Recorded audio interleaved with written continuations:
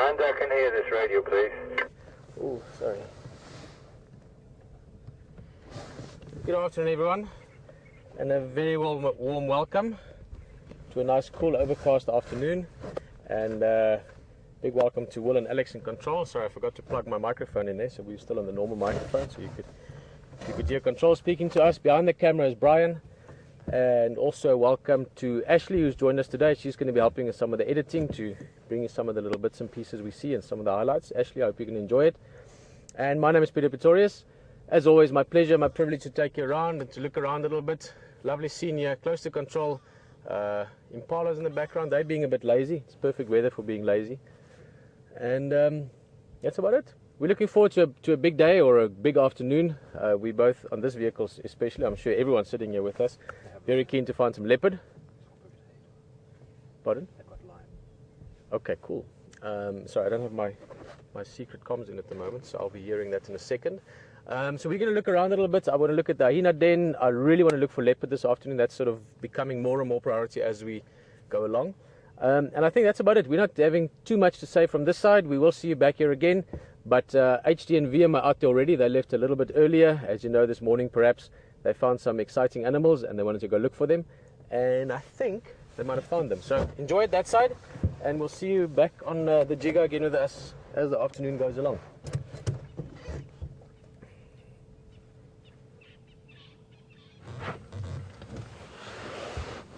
Well, folks, we just came back to the location where we left these two young males earlier this morning, and we were very lucky to find them still here. It's not that hot today, it's about 26 degrees Celsius. I'm going to have to convert that for you in Fahrenheit, it slips my mind now. But the most important thing is we found these two boys again, and if you want to have a look, they're pretty content. They were just lying down both next to each other, flat on their backs like the one is doing right now. Really fantastic. About 2.5 years old, and what a pleasure to be with. So that's great that we've found them again, and we'll stay with them for a bit now until they get active. And I just wanted to sit with them for a bit and let you watch them because they were flat out before. Now they've gotten a little bit used to us. We're only about under 10 metres from them, probably about 8 metres, about 25 feet from them, and they're completely relaxed. It's just a pleasure to be here in the presence of such an incredible creature. And you can see their manes aren't fully developed yet. They've got a massive advantage by having that mane. When it gets fully developed, they can range from all different colours, from really blonde to very, very dark, and sort of have a blackish tinge through them as well. Just depends on the genetic line, and the variations are quite widespread. But that mane is a fantastic sort of symbol of stature and power. But it also plays a great role in protecting their neck when it comes to fighting and things like that, and their head. So not only does it make them look big and impressive, but it's a pretty impressive tool as well to protect them during scuffles that they may have within the pride, particularly in a coalition. A coalition can be two brothers or two cousins or two related animals from the same pride that have been ousted just because they're at a threatening age to the dominant male, but they're not quite strong enough to actually take him on. So that's probably what's happened with these two, and they will gain their strength and their power and their confidence as well.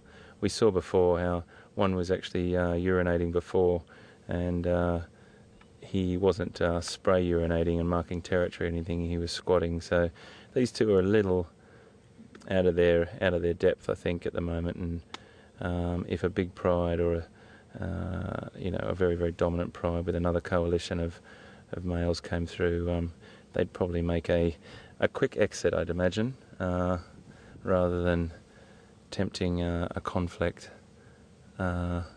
I'm just going to give control a call to contact Pete. My radio is just not very good in this particular area, so I'm just going to make sure that some of the other game drive vehicles know about this. So the location I'm at is the same location we left them, which is left of the Sandy Patch Road. If you're coming from the Violetta entry road, or if you're coming back from the Gowrie Buffelshoek cut line, it is to the right, and our vehicle's about 50 metres off the road. Thanks, Will. So basically, folks, what I was doing just there was just getting back to the control room to contact Pete. He will put a word out for me to the other guides that we're with the Ngala, the lion, and I've just got back from the control room, folks, at Texan, who is a wonderful guide from Djuma, and he is going to turn up as well. So it's a really lovely thing, and we'll stay for a while. And then we'll see what happens with these guys. They certainly don't look like they're moving anywhere fast. So it's about 26 degrees. I just have to check with control. What's that in Fahrenheit?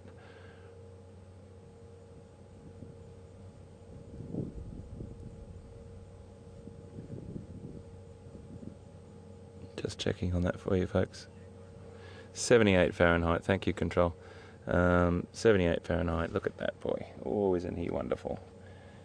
Isn't he wonderful? I'm just going to take a few pictures, a few images, folks, so if you hear my camera snapping away.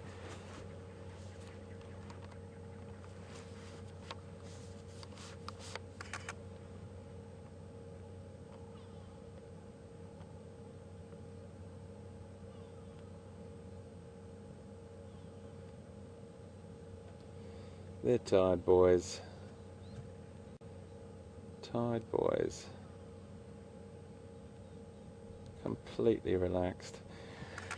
I have to tell you the feeling that I've got right now, and Viam is on the vehicle with me. I didn't have a chance to introduce him with the lions right here, but again, Viam, my wonderful co-pilot on this adventure, he and I are sitting so close to them.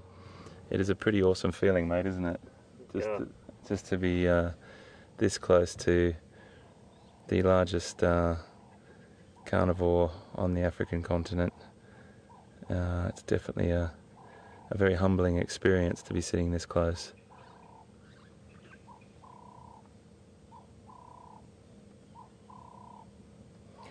So one of the reasons why they form coalitions is to improve their chances of reproduction, and there's more power between the two of them. When it does come to a female that's in estrus or is ready to mate, there will be some conflict between the two of them. It's normally very, very. I'm not going to say the word gentle, but it doesn't. They would prefer to not to get into a conflict and cause injury to each other. So one will be stronger than the other, and the other one will back down reasonably quickly, and then the other one will have a chance to mate.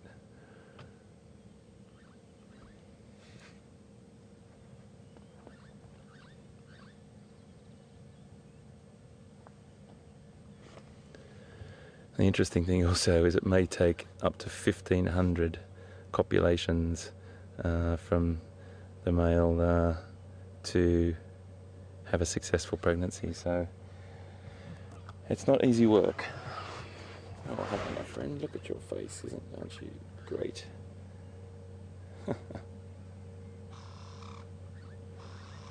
They're just magic, absolutely magic.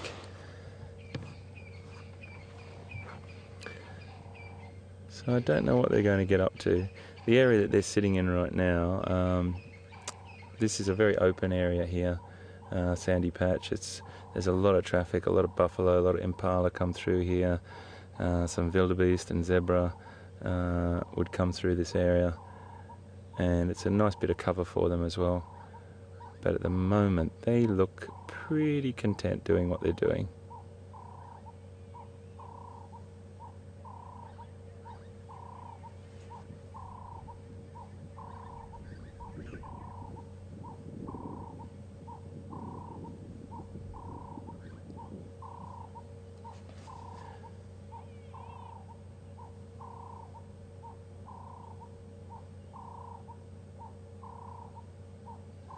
Isn't that beautiful in the background? That's that Cape turtle dove that we looked at yesterday afternoon, bathing in Twin Dams.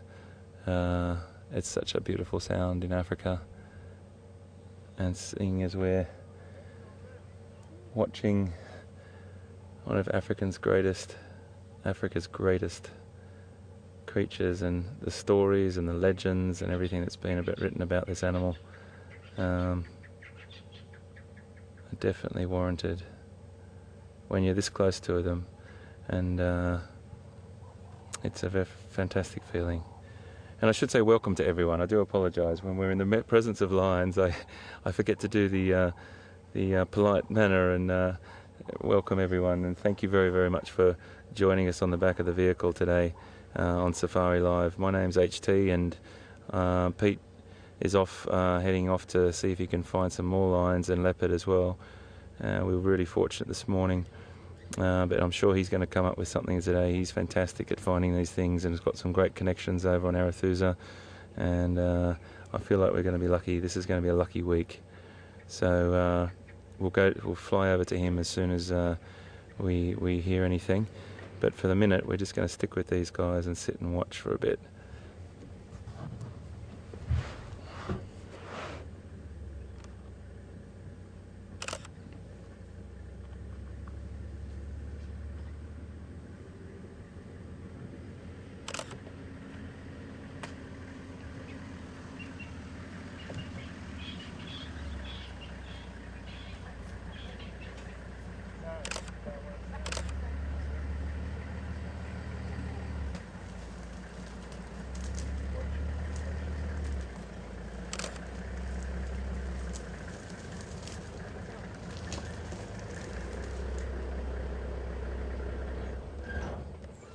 Hey man, how are you?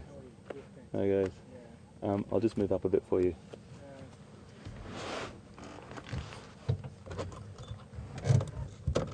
I'm just moving up a little bit for the Texan and his crew, just ever so slightly. Still get a fantastic view here. There we go.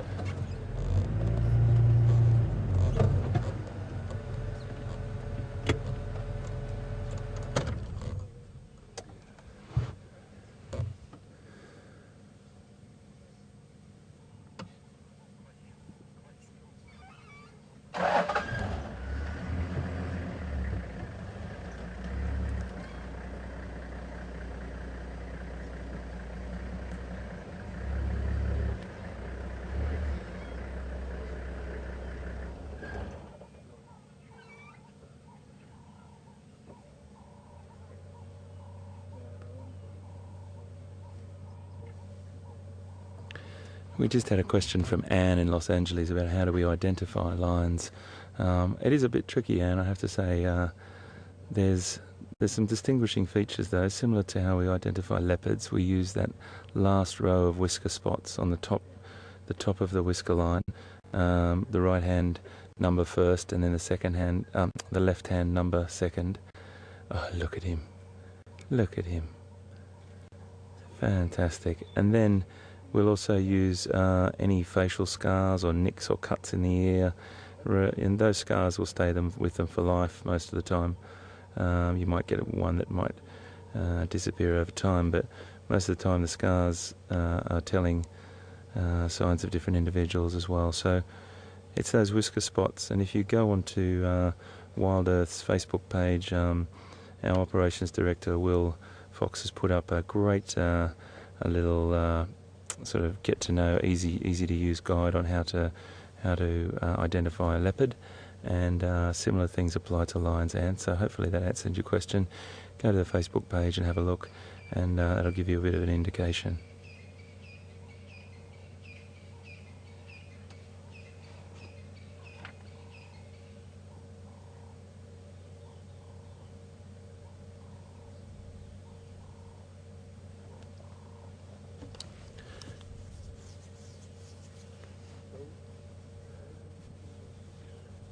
So sometimes you may think that, coalitions could get bigger than that. Why don't they get 3 or 4 or 10 male lions together and have, these big gangs fighting each other? Well, I suppose that sort of thing might come to mind, but I don't think there's much research that's shown that any bigger than 4 males in one pride, and that's like a super pride with 20, 25 individuals.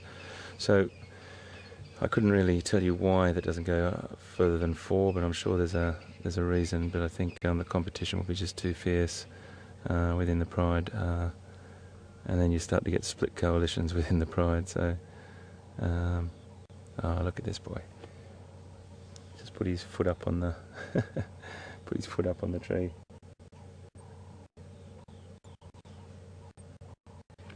That's great.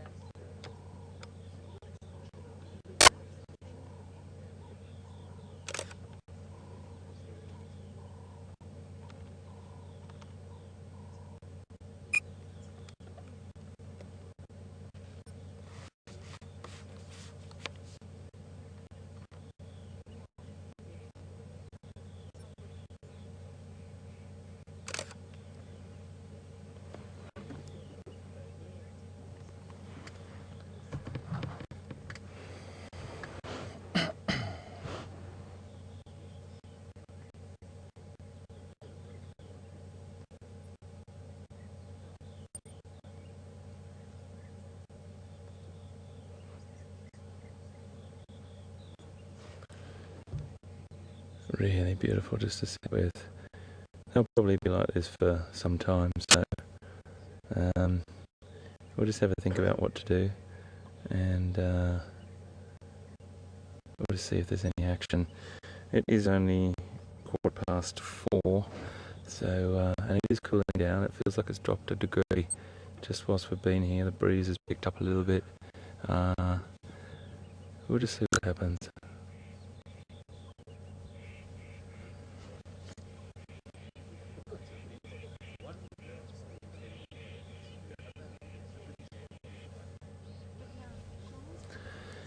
And they're living up to their name right now.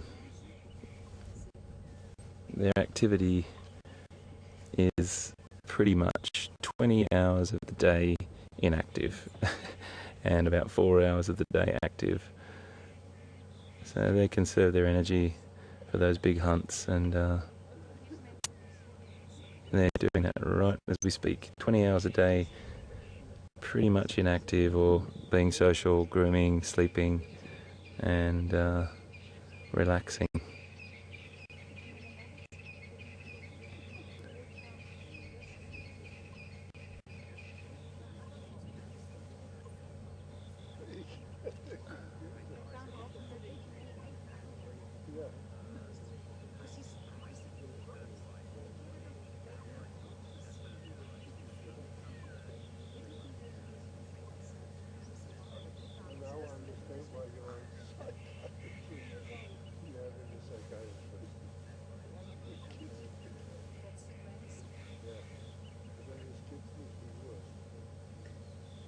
Just beautiful, aren't they? Well, we just had a question from Danny in California, and it's a good question, Danny. Thank you very much, and hi to you in California. What age do lions get edged out of their birth pride? It's about 3 to 4 years of age.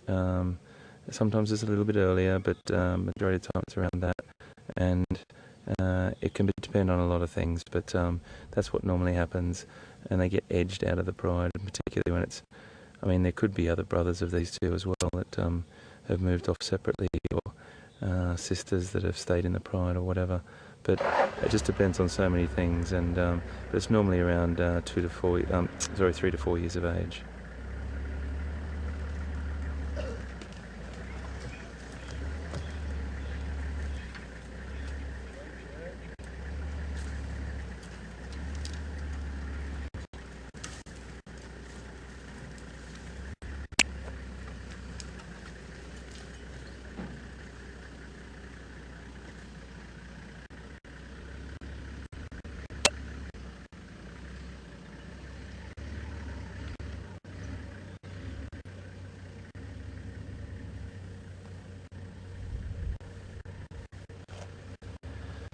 I think just sitting with them for a little bit is quite pleasant.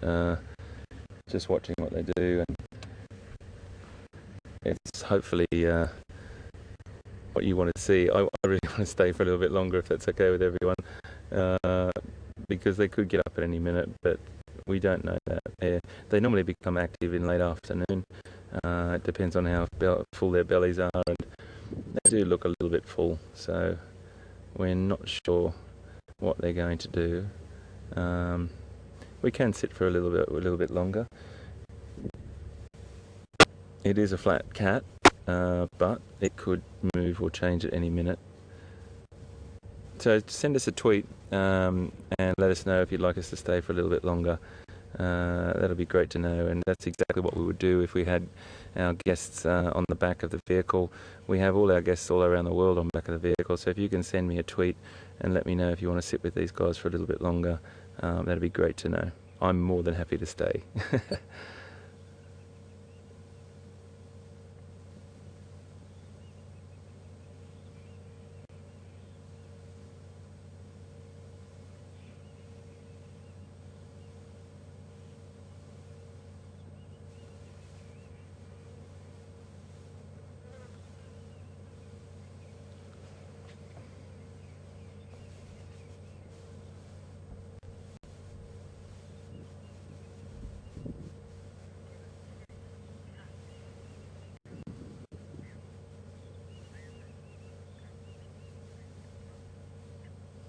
Oh, isn't that wonderful, VM? We just had a tweet from Kathy saying, wonderful camera work, mate. That's pretty cool, eh? VM says, thank you very, very much. That's really nice. It is a great pleasure, I have to say. I've got a monitor here that I can look through, and the picture does look beautiful. So we will have certain number of vehicles coming up and having a look at these guys. So you'll hear vehicles arrive and go. That's what's coming in and out behind us, and that's really important that we do always share sightings with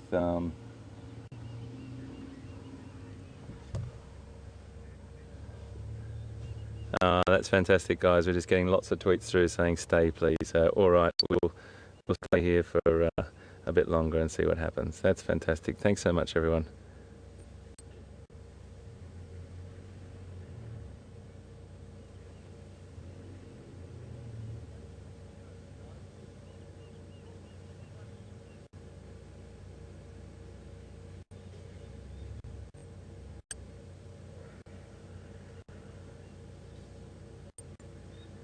So as I said before, the males will leave, anywhere between 2.5 to 3.5 years of age, and sometimes a little. Well, I don't think it'll be much later than 4. I think I mentioned 4, but I think it's sort of more around 2.5 to 3 years, if my memory serves me, and it does just depend on what's going on.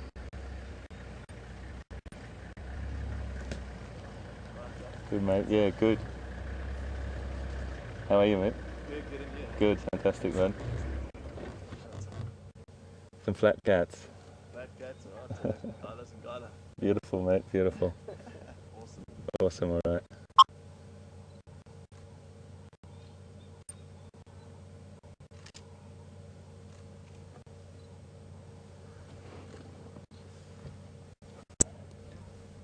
Yeah, no worries.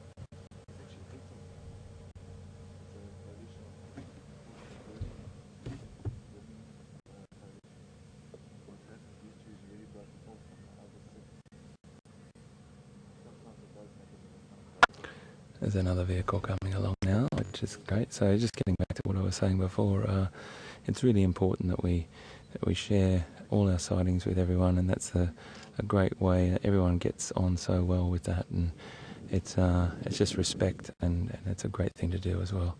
And everyone helps each other out, and it's all about getting people to see these incredible creatures, and as many people as we possibly can. Everyone's got a code of conduct and a respect that we have for each other and the wildlife, and yeah, it feels good. It feels really good.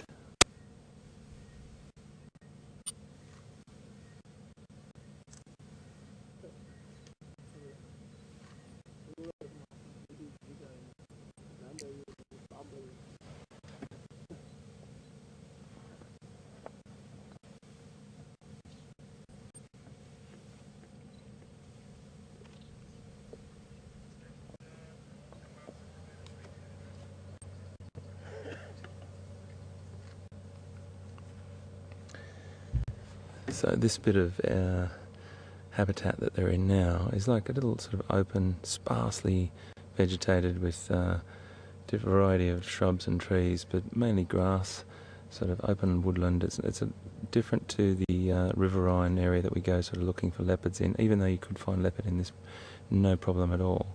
It's a little bit more open here, and a lot flatter, and there's a good field of vision or field of view here. So just to give you a little bit of an idea.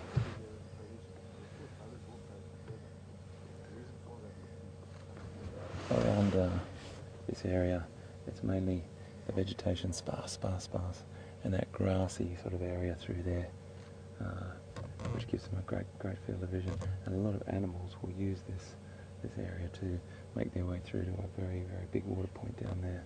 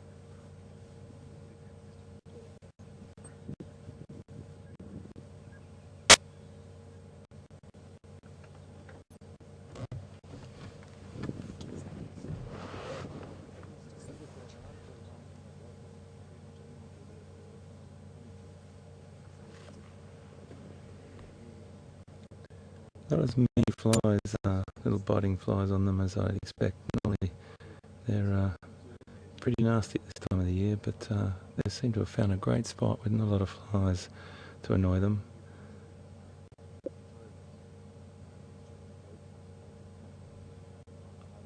The male on the right has a couple of little flesh wounds, only small, on his face. When he does turn around or sit up, we'll be able to see that. I just saw them before when we arrived.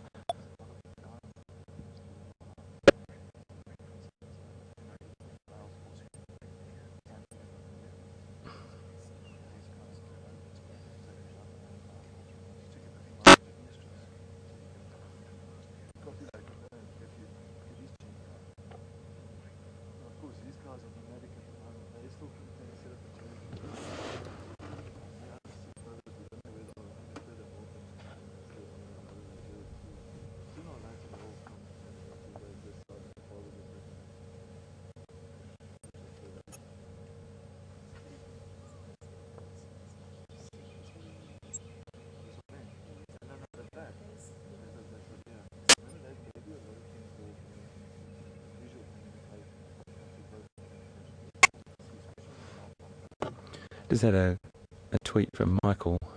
So Michael on Twitter, thanks for your tweet.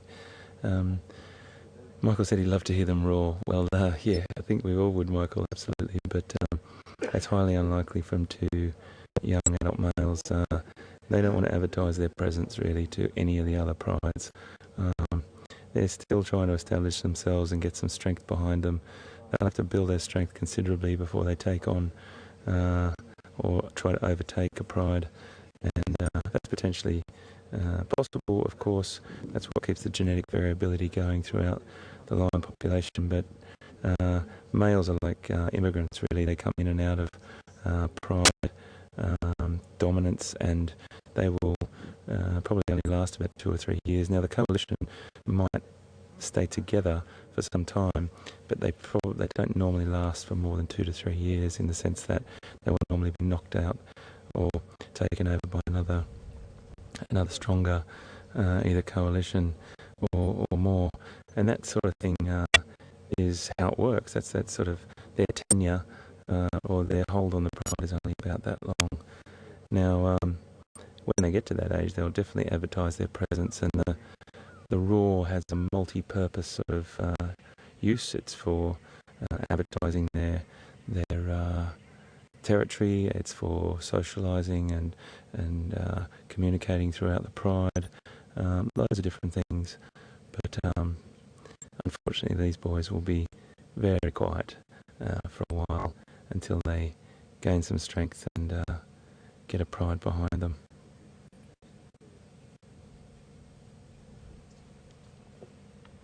Big stretch.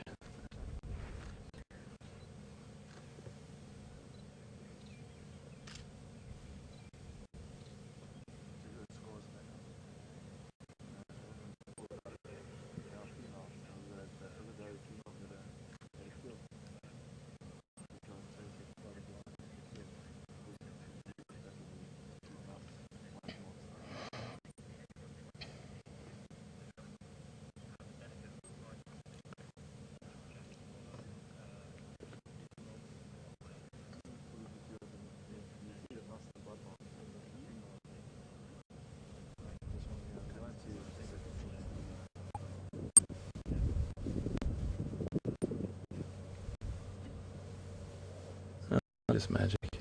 Look at him. He's all over his brother or his relation. They're probably brothers, I'd say. And I think they're split off from a large litter. From what I've read about this the pride that they used to belong to, I'm about 80% sure that they're from the Styx pride, but I have to double check on that with some of the guides. And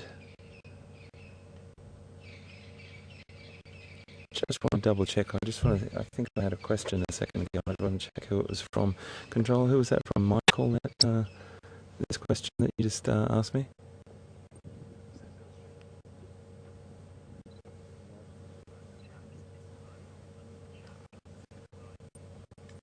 Okay, thank you, Control. It's from Jack in Long Island. Jack just asked a question about will they have any success at hunting, and will not having a pride with them be detrimental to their success? Well, the answer is this, really, Jack. A pride together is a very powerful entity. The females are definitely great, successful hunters. The thing that the males have a little bit against them, even though that mane and that really showy sort of a mane and their size is a great thing for dominancy and keeping hold of a pride. It also makes them very conspicuous when hunting. They struggle to sort of hide like females do. So the lioness definitely are sleeker, better built for hunting, and a lot more able to go undetected by their prey animals. So they would still definitely, they have to be able to hunt, that's for sure. They'd have to put a lot more work into it, and maybe this wooded area like we're in now, the open grassland but slightly wooded area will be beneficial to them because they've got a fair bit of cover here. So they may just wait in an area that they know is a traffic area, or some prey animals might stumble upon them, and then they'll seize the opportunity and ambush their prey. But to answer your question, Jack, a pride or females definitely are very, very beneficial. But these guys would probably take down a zebra no problem. They'd probably struggle with a buffalo, I'd say, unless it was really sick or injured or something like that. But then they're a very formidable opponent. So they still have to eat. They will go for it, and they have to have success at some point. They'll have more success when they've got females working with them, or for them I should say, which is pretty much the truth of the matter. The males are very play an integral part with bringing down massive prey like buffalo, and buffalo is the piece de resistance for lion. Buffalo are just like the top of the menu if they can do it, but it has to be substantial pride to do that.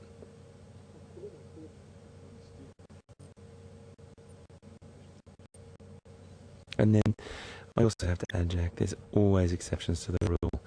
Always exceptions to the rule with wildlife. You might have a superb set of a group of males, a coalition that might be just expert buffalo hunters, and you might get 3 big males in a coalition that might be the ones that do it themselves. So, you know, nature itself and the natural world is just always throws curveballs out there, and there's always exceptions.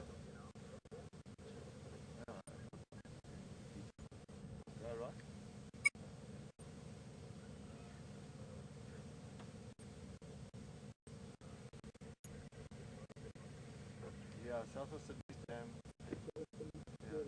South of Sydney Dam, south of the fire.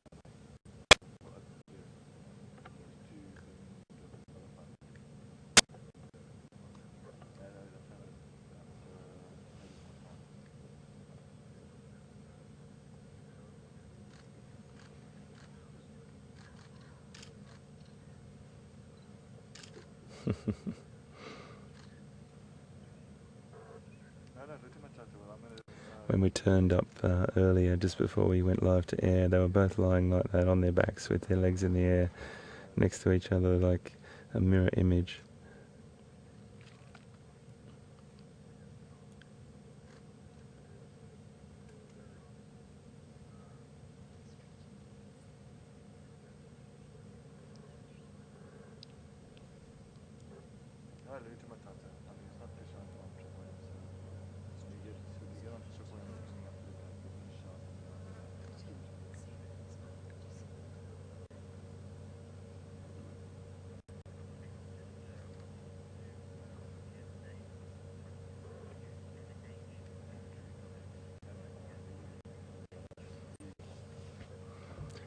We're getting a couple of tweets and emails asking how old these individuals are, and they're about 2.5 years old, and they would have just been edged out of the pride or split off from the pride when the time's right.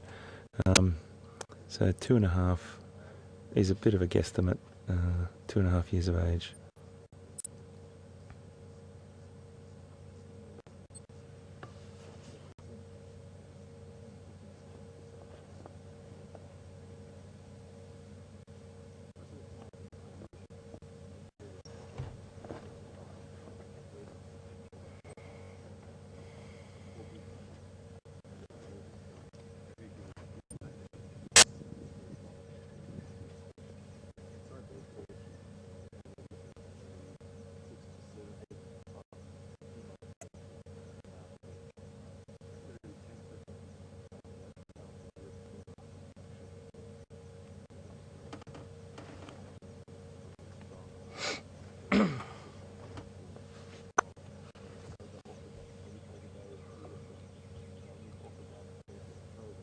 Interesting thing about lions is they breed year round, and that will be sort of synchronised with sort of takeovers really. When a group of stronger males come into a pride and take over a pride, there is quite a difficult thing to understand. But if you do get your head around it, it does make sense. Infanticide is quite common in lions, and that will mean that the winning males or the coalition will come in and kill all of the cubs that are existing. Now that might seem very harsh, and as we always say, it's raw and it's real in nature, but there's a very good reason behind that, and that's because he wants the females to come into, or the males that are whoever successful at taking over a pride want the females to come into estrus or into season very soon after, so he can then have a genetic line of his own and carry on with a stronger genetic line. So I suppose what I'm trying to say is that it might seem really harsh that a lot of the cubs can get killed, which is a term called infanticide, but it's for a very good reason, and that is to keep the genetic variability, but more so that the successful males can mate with the females as soon as possible. It's a 14 to 15 week gestation period. Yeah, and they look after their offspring very, very carefully.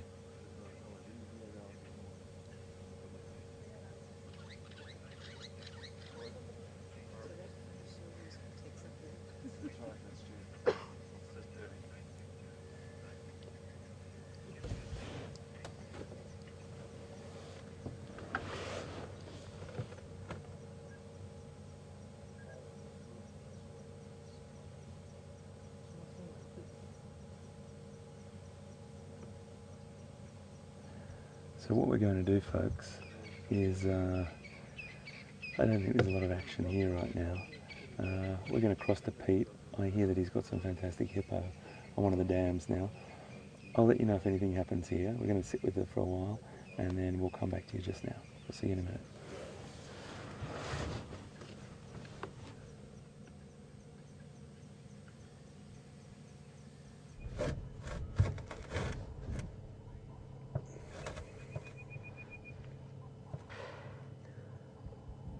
Well, welcome back, and I'm sure you've been enjoying the lions over there with HD. That's why they're called lions, because they're so good at lying around. This is good weather, and I think I didn't see much of them this morning. I had a quick glimpse, but Hayden was telling me they looked like they'd had a meal not long ago. So good lazy time for lions, and they'll probably be like that for a bit more. But as the afternoon progresses, I'm sure they'll get up at some stage and move, and it'll be great to see them then, spend some time with them. We've just been looking around, really hoping for leopard. Brian and myself have been talking. It feels like we do need to find a leopard this afternoon. It's the perfect weather for it. And we've been checking the area. We're up at Buffelshoek Dam. Look at that baby. Like all animals, they're just so awesome when they're small. So we're at Buffelshoek Dam. No cats, no wild dogs. We've had great wild dog viewing the last few days in various aspects. But quite a few hippos. Brian, if I've been counting correctly, 5, yeah, including definitely the little one. And again, with this cool weather, they've been slightly more active than they typically could be expected this time of the afternoon. The big bull was scent marking just now, or dung marking. They flickered around with their tails. Let's just see, we might get a couple of big yawns and sort of just a little bit of what shall we call it? Hippo pop-up.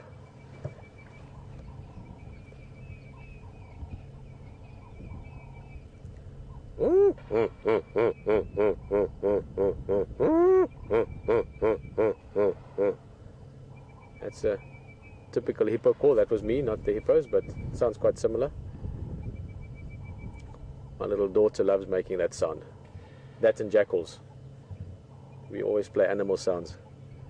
And hippo call is one of those very African calls. You know, people always think of a lion's roar, which is beautiful. I mean, there's few sounds, if any sounds better than that. But lions roaring, hyenas calling at night, and then hippos as well. There's just something very sort of deepest, wildest Africa about hearing that sound. Hey, little guy, he's quite curious about us.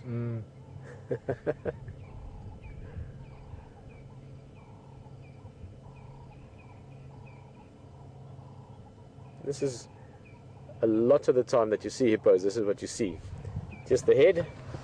They keep the body underwater during the day. It's they're a little bit sun sensitive to an extent. I mean, it's not like they can't be in the sun, but they can't be in the sun full day, the whole day, every day. Keeps them nice and cool, keeps them nice and relaxed. And they're also very well designed, if you want, or evolved for living in the water. They can hold their breath for a long time. The whole face is designed to be able to see, listen, breathe, everything without getting out of the water too much. and of course it's quite safe for them. That little calf doesn't have to worry about too much, partly because it's in the water, but also because mum and dad are hippos. Hippos are probably the most known fact, or not the most known fact, but very often you get people coming to Africa and they say, oh, hippo is the most dangerous animal and they kill the most people. A mosquito is much more dangerous if you really have to compare danger. Sorry, no, I thought I saw something, just a bird there. But hippos, because of their proximity to water and the footpaths they make, if you live in areas where there's big rivers, hippos often make great footpaths. Oh, there's a big yawn. Oh, missed it. Let's see, he might do another one. So there's reasons why people bump into hippos at the wrong time. But hippos out of the water can be a little bit tricky, for lack of a better word.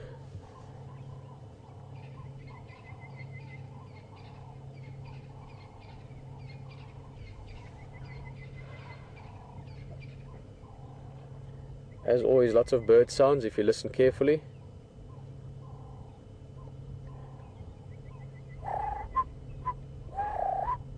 It's the turtle dove.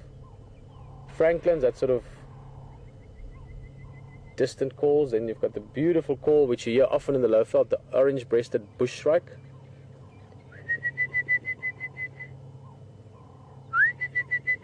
You can hear that in the distance. Chagras. Different kinds of franklins. I can hear a plover every now and again. Beautiful setting. Come on, there's a yawn coming. No, it looked like he was lifting the nose up. Come on.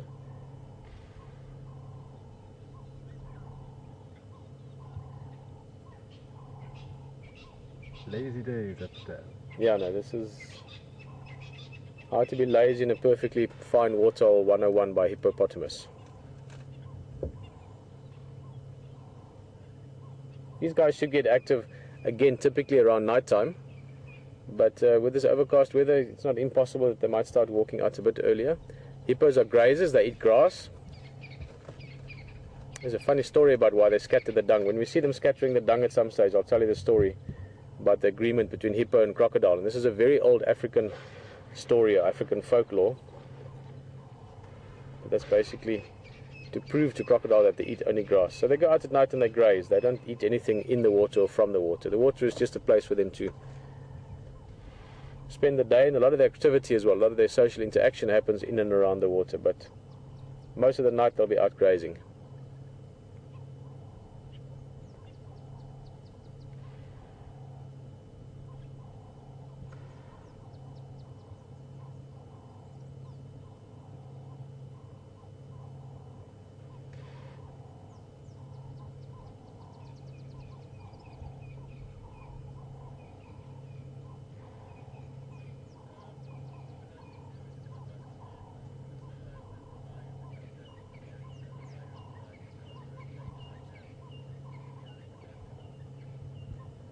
Alright, well, I was just sitting here thinking, I'm really enjoying this waterhole. I might spend a little bit more time here just looking around, see what comes up. If maybe Karula pops out, that's what we're looking for this afternoon, the female leopard. You're going to go back to HT for a bit, see what those lions are doing or not doing. And I believe there might be one or two big surprises as well, closer to home, shall we say. But for now, enjoy it that side. We're going to stick around a bit. Anything pops out here, we'll get you back here as soon as we can. Otherwise, we're going to drive along and just see what this beautiful, overcast, cool afternoon has to offer. We'll see you in a bit.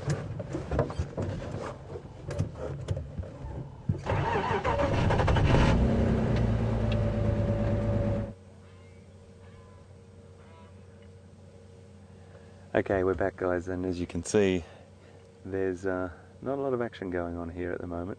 They're still flat cats, and I think they're going to stay like that for some time. I think we should take off and go down and have a look for some other beautiful creatures, and come back in about half an hour and see what they're up to. I think they'll pretty much be staying around this area, and we'll just keep our ears listening to the radio and then come back and have a look for our two little friends here. So we're going to make a move.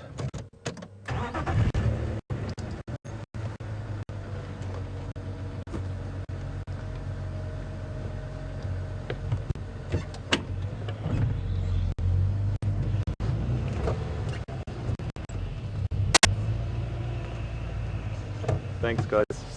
Have a great afternoon, everyone.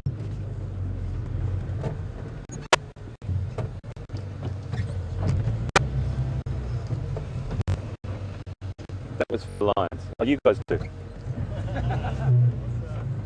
Take care, everyone. This is going to be a bit tricky for us. All right, here.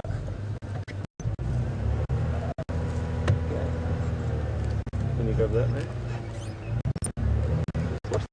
Watch that thorn on the aerial now. There we go. You got that?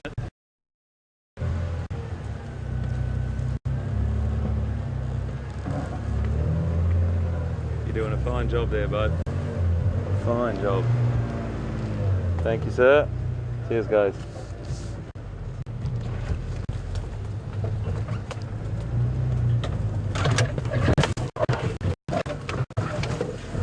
Okay. I just got word from, you right there, Liam? Thanks, buddy.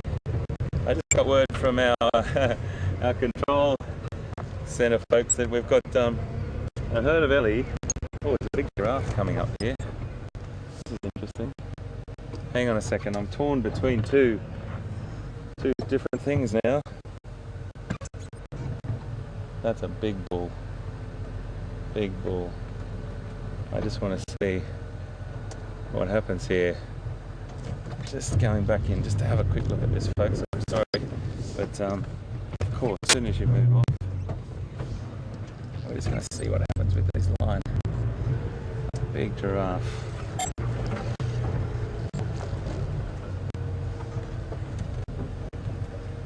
So you can see the giraffe there, scarred and battled old boy, and then the two lions have just woken up. It's always the way. As soon as giraffe's walking off, he can pick up that there's something untoward going in there. But the two lions have woken up. The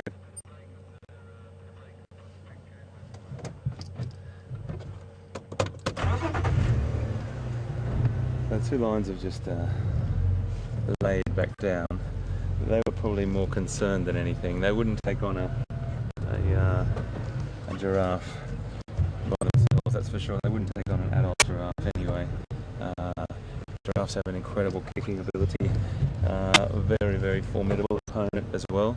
So they wouldn't go anywhere near that guy without risking potential death, actually, if they were kicked by a giraffe in the head.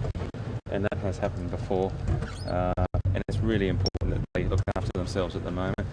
They're not the most confident pair of young male lion, but they both sat up probably more not to look at the opportunity, because it wasn't an opportunity, more to know, well, let's get out of the way of this big giraffe. But he's taken a wide berth down there. But he was a battle scarred old boy, that one. Big male with loads of scars on his neck.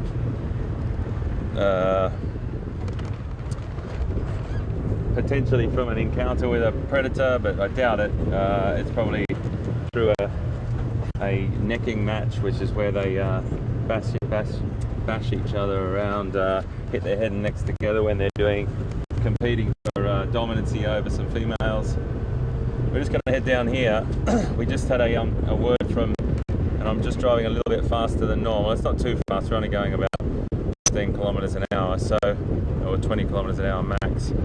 But there's a herd of elephant. It was right down out the front gate of our control centre, and I wanted to take you down to have a look at them because they mentioned that they were quite a nice herd. So what we'll do is we'll head back up to make sure my radio's turned up just to have a listen to what's going on there. And I just need to quickly just turn my radio up a little bit, if that's all right, everyone. Just stop for a second.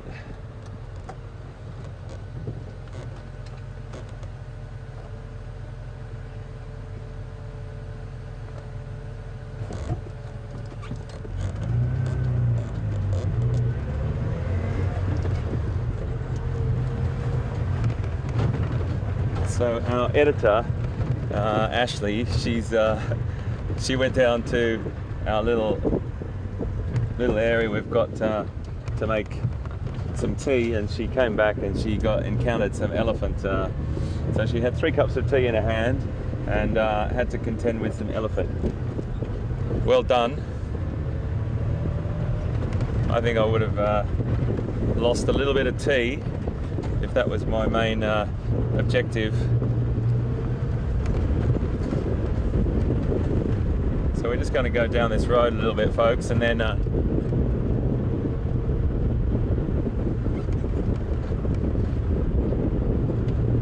just a little bit hard to hear up here, guys. I'm so sorry. The wind's a little bit harsh on this road, so and it's going quite slow, but there's supposed to be a nice herd of elephant walking up this road.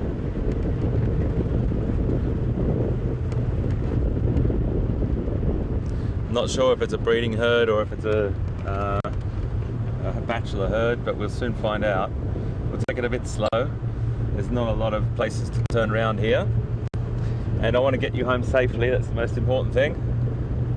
So we won't go barreling down, not that we ever do, but just be aware, if you've got the heads up that there's elephant ahead, you don't sort of want to startle them, particularly if it's a breeding herd and there's animals off into the bush, and if there's a youngster, the mother or the whole herd, in particular the matriarch, will protect that youngster fiercely. So we always want to make sure we go in with just a lovely sort of slow and relaxed attitude and just check out what's going on first. Those lines are fantastic. We're going to nip back there. We'll go back there in about 20 or 30 minutes.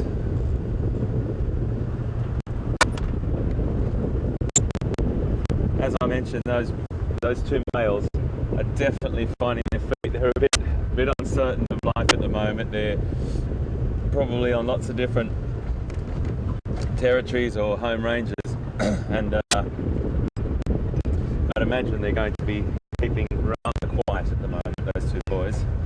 They still have to hunt though.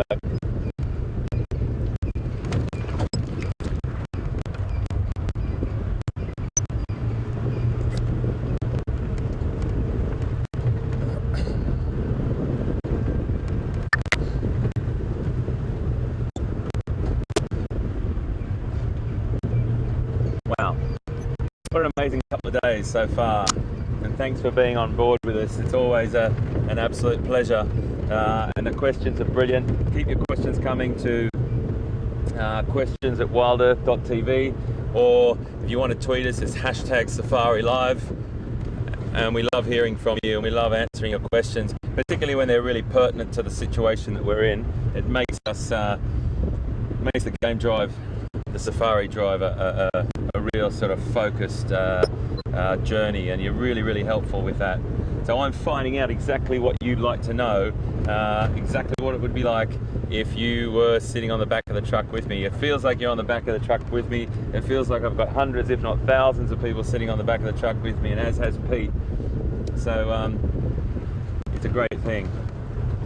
It's great to see Pete's vehicle all good as well. Jigger is he loves that car, and I was a bit sad when it went off the road for a couple of days. But you know what? That brought Pete and I together in the same vehicle when we encountered those wild dogs the first time. So I'm sorry, that first hunt, which was an extraordinary event to experience together. So it was fortuitous in a way that it did happen. Just looking for these elephant. They're the big grey things with the long bit down the front. If you see them, let me know.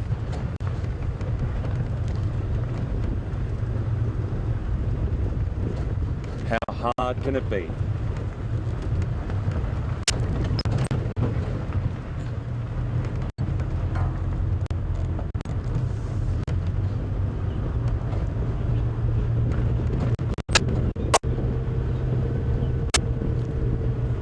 Let's see if we can find these guys. We're looking on the road for tracks.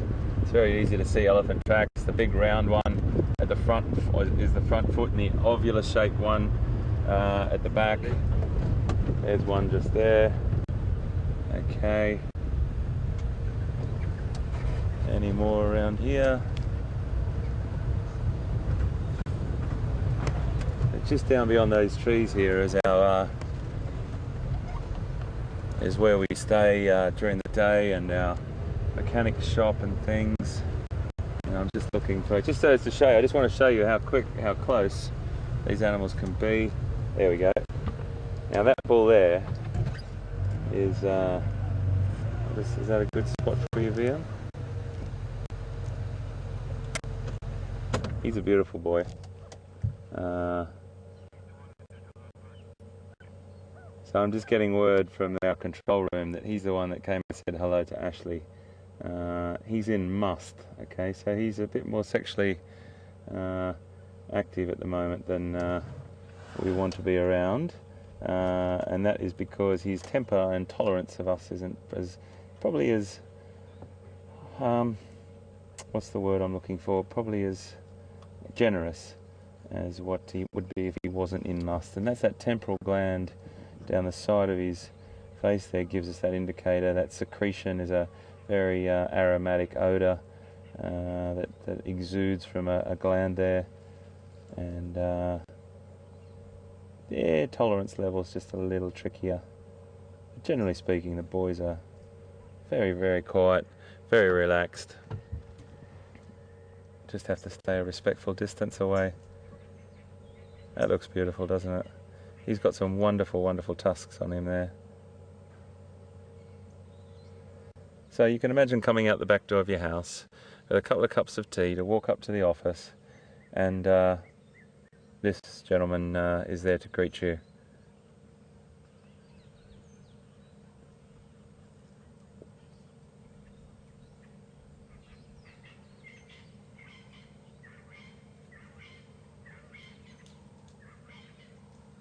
Beautiful boy.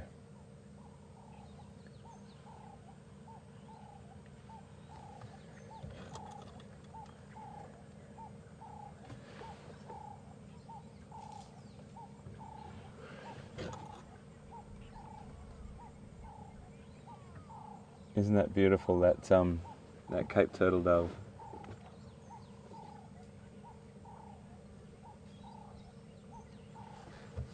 Okay, we're going to just back up. Just wanted to come and show you him. That's the gates of the workshop and our little sort of rest area down there. That's what we have to walk out of, and then up here to our little control room over beyond the trees just over there. Yes, so there's always a few obstacles in life. Elephants are a rather large one though. What do you say to an elephant with 3 cups of tea? I don't know. It's not a joke, I don't know. Don't have the answer for that one. Walk backwards maybe? Great stuff. We're going to hook back up in here now. I'm always listening to what Pete's up to, and we'll see what he's got on his side. I just want to keep in this area where these lions are, just because if they do get up and move, we'll be able to... We'll see if there's any tracks or across the road, and I want to be able to just dip in and out of there every sort of 20 minutes and see if there's any movement. Temperature's dropped considerably. Very pleasant, very pleasant.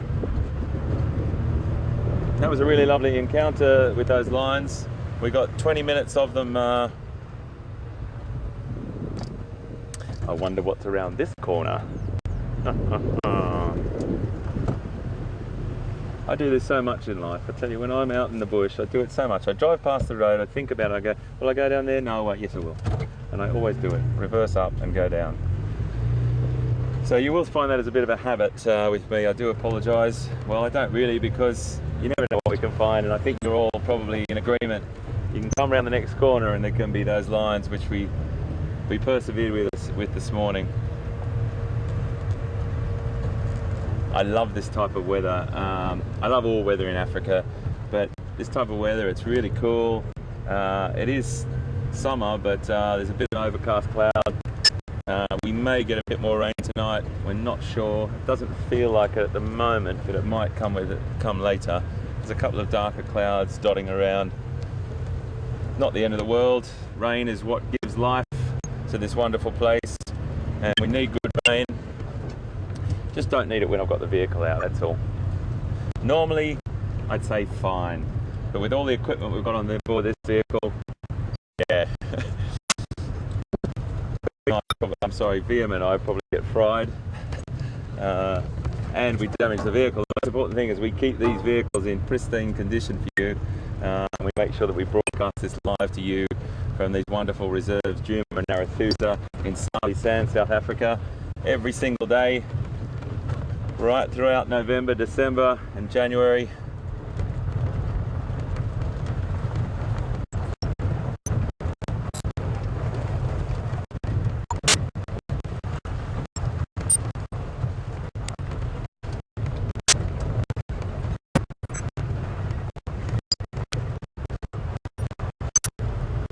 So it's interesting, you come across different lines in life.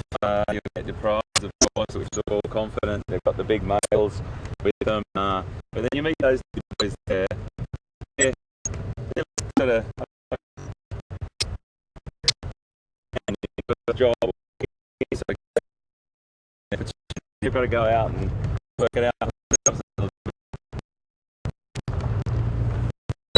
You lost us just there, folks.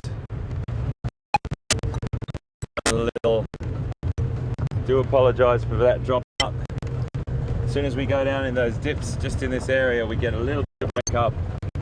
Hopefully we're back with you with good solid signal.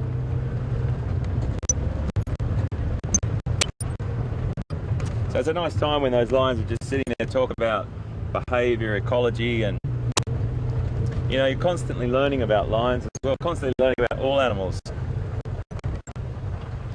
Every time I look around, not every time, but when I look around sometimes, I look at camera and say hi and everything, and I drive straight past something great. And this is a lovely big buffalo male just here. Got a bit of a broken horn on this side. Can you see him there? Just roll back a little bit for you. There we go. He's hiding right behind there, but a little bit too big to hide, buddy. He's probably got a couple of other mates around through this bit of riverine vegetation here.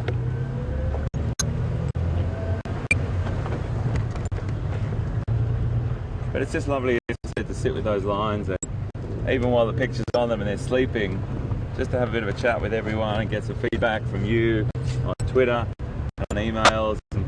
That's what the whole game drive and safari drive's about. We'd sit there and we'd talk about it. We'd have a bit of quiet time as well and just watch. Share as much information as we possibly can. But everyone is always learning constantly. You're watching, you're seeing new behaviour, seeing unusual behaviour, and that's what it's all about. That's exactly what it's all about. Sometimes, you know, Pete and I have discussed, you know, we have to think, really rack our brains for, you know, a gestation period or the largest.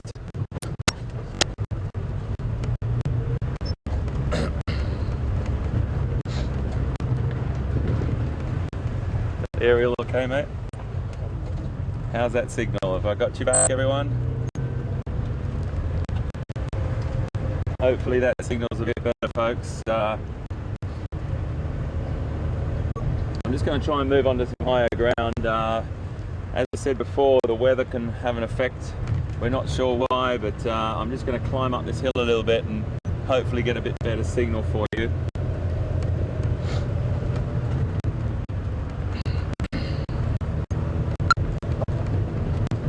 We just dropped out a little bit there, I do apologise.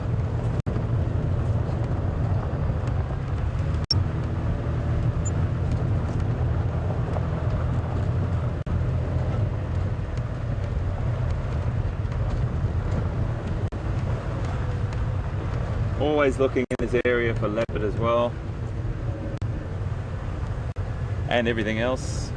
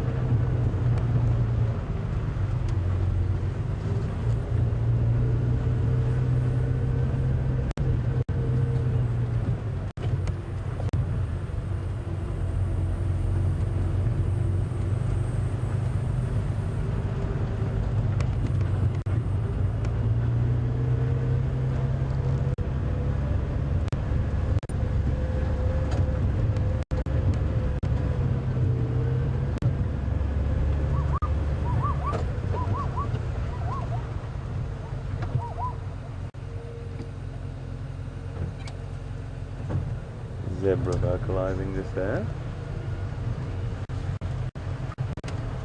Just going to go and check this out. There's a real big zebra vocalization just then.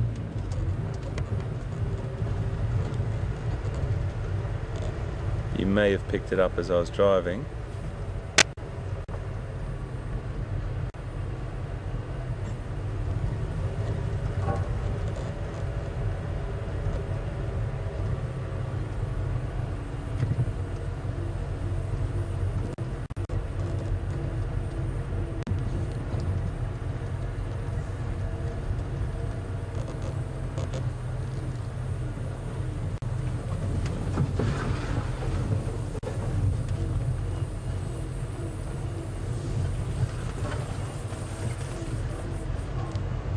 Having a look through here, folks, because there was definitely a big vocalization from some zebra then. Always worth investigating.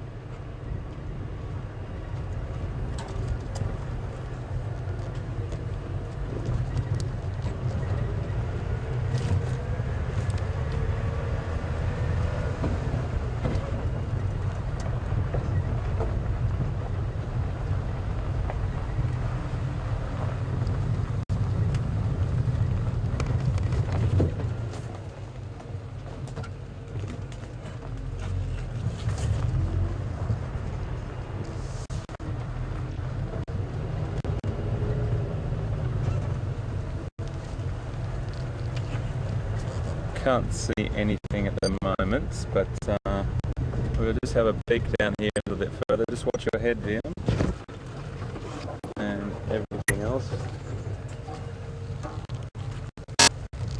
Thanks, mate. Thank you. Always when we go through those areas, folks, I just double check. We're looking after our aerial, our camera. First and foremost, my cameraman, who is most important out of the whole list there. I lose him and I've lost everything.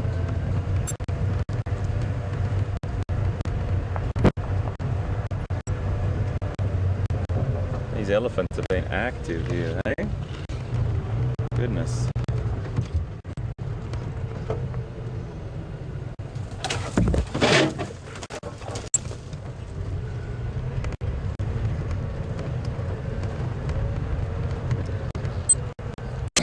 So we're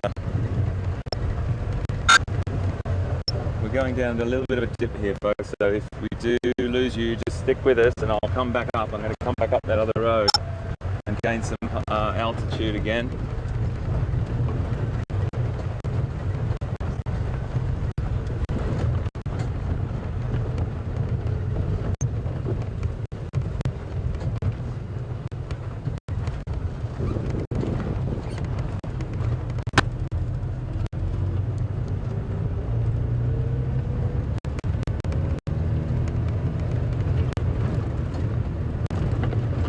Sorry about the bumps, apologies.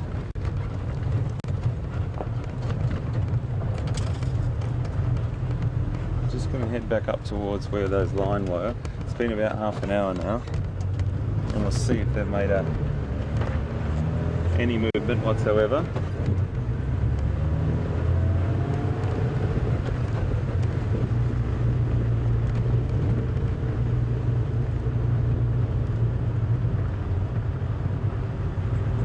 Really active area at the moment. This lion, wild dog, and loads of other fantastic creatures. I tell you what I have seen a lot of in the last sort of 24 hours is impalas dropping their lambs, giving birth to their lambs, and should be really active in the coming weeks. Beautiful colour in the sky ahead there. I think BM might shake a little bit too much if I'm driving along there. If you zoom in a little bit, fantastic, gorgeous colour in the sky, greyish blue, steel grey right off in the distance there. Really nice.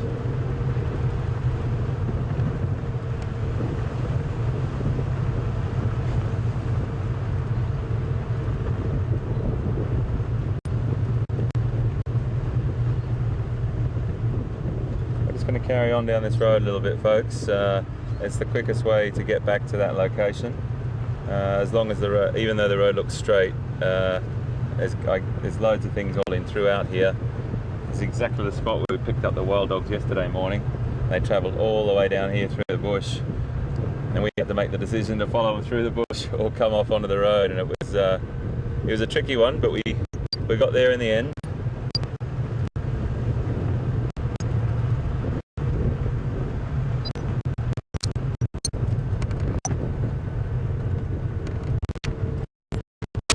So we've got a bit of a bird since the beginning of last week. I think we've talked about all the most common birds, not necessarily common birds, but other common residents. I think a great way to start if you're just into birding, birds that you're going to see quite frequently and recognise them. We saw the grey lorry, the go-away bird. We've done the falk drongo. We've done guinea fowl. We've done the cop. We've done the African harrier. We've also done Egyptian geese, flying off in the shot just now. And I think we've done a few others as well, saddle-billed storks the other night. So there's a few we're getting through, and we'll build that list and keep going with them. And really, some Egyptian geese just up there. Yeah, absolutely. We'll go through there. Let's go through there and we'll have a look at the Egyptian geese on the way.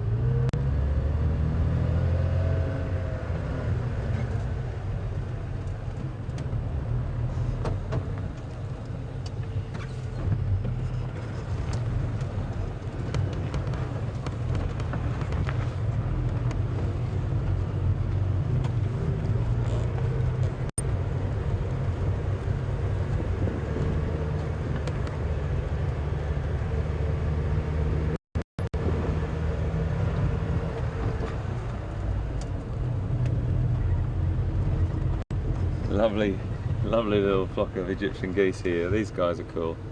There's loads of them walking across there. Beautiful. We've just had a question from Debbie in Vancouver, and Debbie has asked, what is, you look a bit more information. Hi Debbie, and thank you very much. Vancouver, beautiful city. I've been there many a time and really enjoy my time in Vancouver. The question Debbie has asked is, what's the sort of relationships between lion, wild dog, hyena? And it's quite complex. I think most people would know that lion is right up there. It's very rare that lion would get their kill taken away from them, but there has been certain occasions where hyena, particularly in great numbers, will take on a lion pride, no problem at all. Hyena are not just scavengers as well. You have to remember the hyena is a really formidable hunter. Cheetah really need to, they're the speed kill specialists, and I think most people know that. They have to consume as much as they possibly can very, very quickly, because they get their kills taken away from them quite easily by hyena. Even leopard, even wild dog would do that, and lion would do that no problem at all. I'm just looking to see where our lines have gone. Let me just keep my eyes open here, folks, and see what we've got.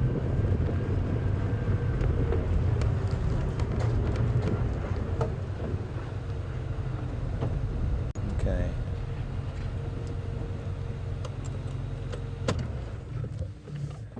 We're just going to wait to see who comes out, and I'm not sure because I haven't got great radio comms in this location here. I just want to ask the guides if there's a queue, if there's someone on their way and is behind them, because it's polite and it's good manners to make sure that you just don't jump the queue. There's people probably travelling from the other side of the reserve to see these lines, so we'll just find out what the situation is before we go back in. I did just feel a couple of spots of rain as well. I just want to warn you now and let you know that I'm only about 5 minutes from our control room and our cover, I might have to make a beeline for that. So I do apologise. I just want to warn you. A couple of spots just hit me on the face. We'll see how that goes.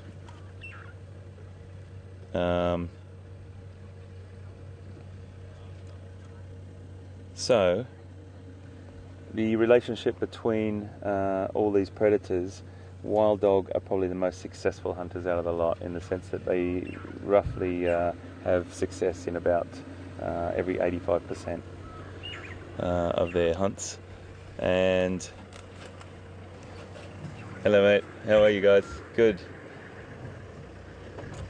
So we might just head on back in, guys. I think it's all square for us to do that. Just have a look at our lines. I think it's probably best that we just go in and sit with them for a little bit longer, because at any minute, rather than driving around, at any minute I might have to rush off under cover.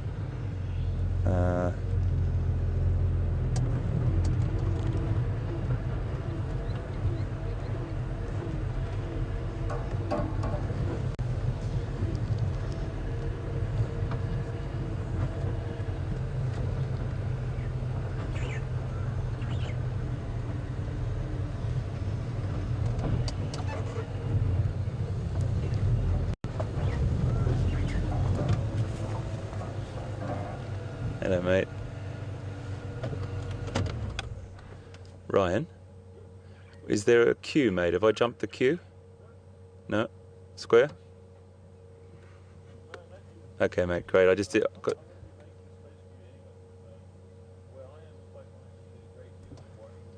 Fantastic mate. Fantastic. Yeah, it's okay, mate. We'll move up a little bit, but when you let me know when you want to move back, and I'll. Yeah, no worries, mate. We're fine. We were here before. We just went for a bit of a drive and come back. Thanks, Ryan. Thanks, mate. I've just got my radio comms aren't fantastic in this location, mate. So hopefully you got my message through, Pete. Yeah, we are sorting it out. At this location. Ah, interesting. Okay, mate. Right. Okay, mate. Well, look, we have to look into that. We'll talk about that later, mate, for sure. Thanks, mate. That's beautiful. Sorry, my head in the way there. That's what you call a stretch, isn't it? And look at him looking out from under his upside down there. I wonder what I look like upside down, mate.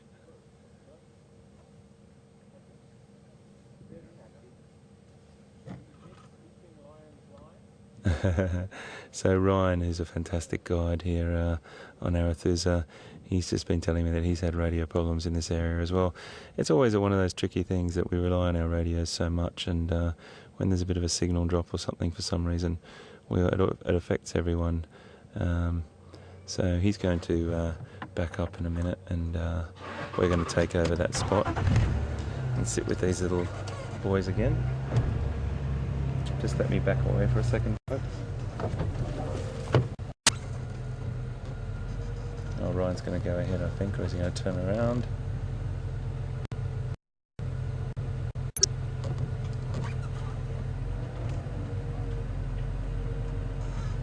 Let's let Ryan turn around, I think is probably better. I think that's probably better if we let Ryan out this way. Come this way.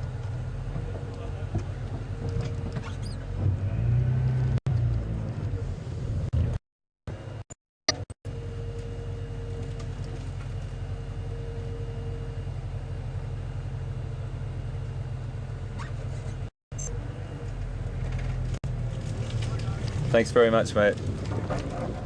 Cheers, guys. It's okay. It's okay, boys. It's okay, boys. I think when they just went over the log back there.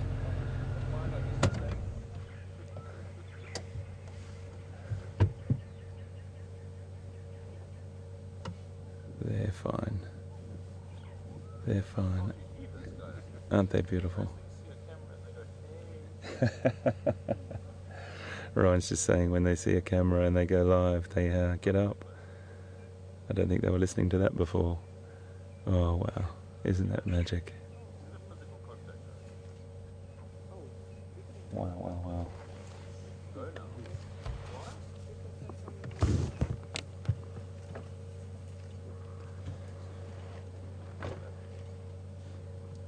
guys, see as they walk up, they touch heads, as they walk up, they touch heads. So that physical contact reinforces social bond. Now the fact that these guys don't have each other. Really beautiful. So they're moving off now, and I think what we'll do is just watch what direction they go and see if they lay down again or if they carry on. We'll just watch dot direction, and then we might use the road because it's quite thick through there, and we might use the road to make our way around.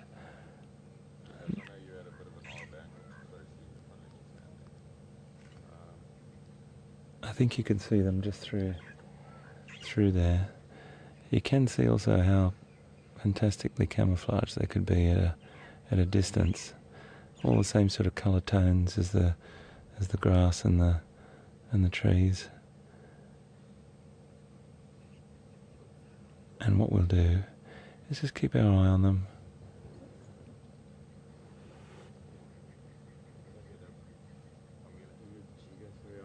They've just I think they've just changed beds.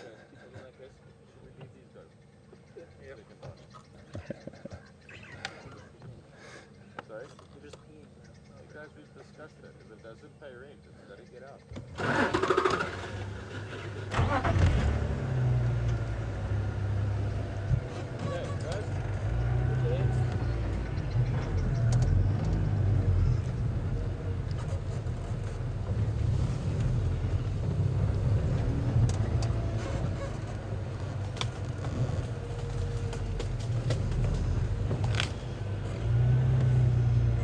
We're just going to mosey on up a little bit closer, folks. That's okay. I just want to stick with these guys for a while. Just watch them. I think it's a nice... Is that a good shot for you, VM, just there? If I get my head out of the way. I might just nose in a little bit more, mate. Let's just see what I can do here for you. It's okay, my boy. It's okay, buddy. Don't worry, we're not going to come any closer. I'm not going to disturb you. I'm trying to get my dear friend on the back to get a nice picture of you. How's that, mate? There we go. A little bit. Is that okay?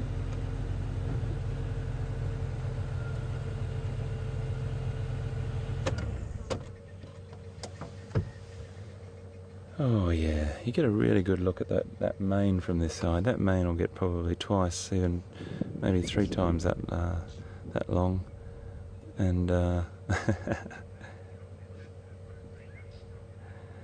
yeah, he has got a little bit of a bit of bark off him there, a bit of a gash on his right forehead that probably was a bit of a confrontation. Oh, look at that social bonding with each other.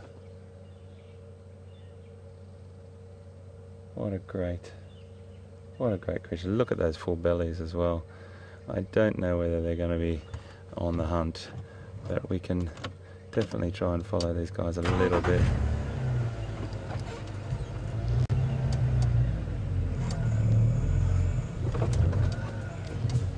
A little bit tricky through here, folks, so you're going to have to bear with me. Just have to negotiate some of these branches here.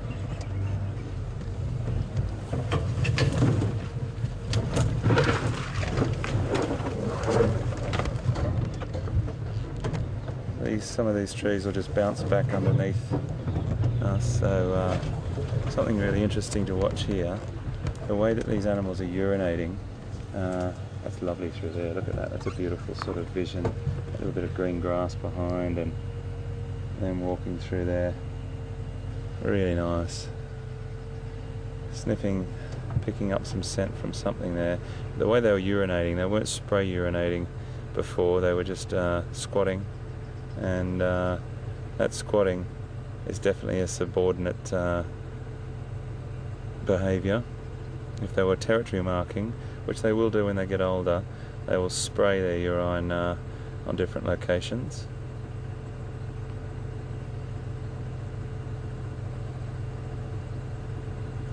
I'm in a really tricky spot here. Really tricky spot. Lovely. He wants to play and lie on the other one there, and the other one doesn't want to do it. I'm just trying to find a way around to get closer to them. So bear with me, folks. I just want to, obviously don't want to keep moving them, but I don't think I'm going to get around there, Liam. What about down through there and around? Sorry, folks, you just have to bear with me here. It's a really tricky location we're in. Very, very tight. We've got to make the short wheelbase turn on a 20-cent piece here. Turn on a dime, as they say. Just watch your head, mate. I'm going to squeeze through this stump on this branch. Is it? Oh, shit. It's these ones that are a little bit tricky. You got that, mate?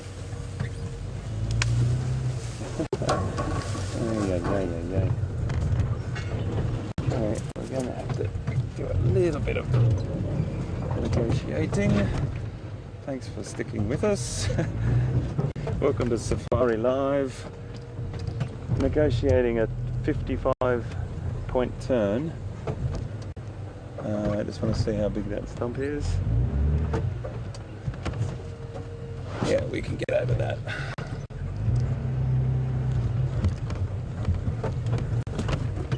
Hold on, everyone.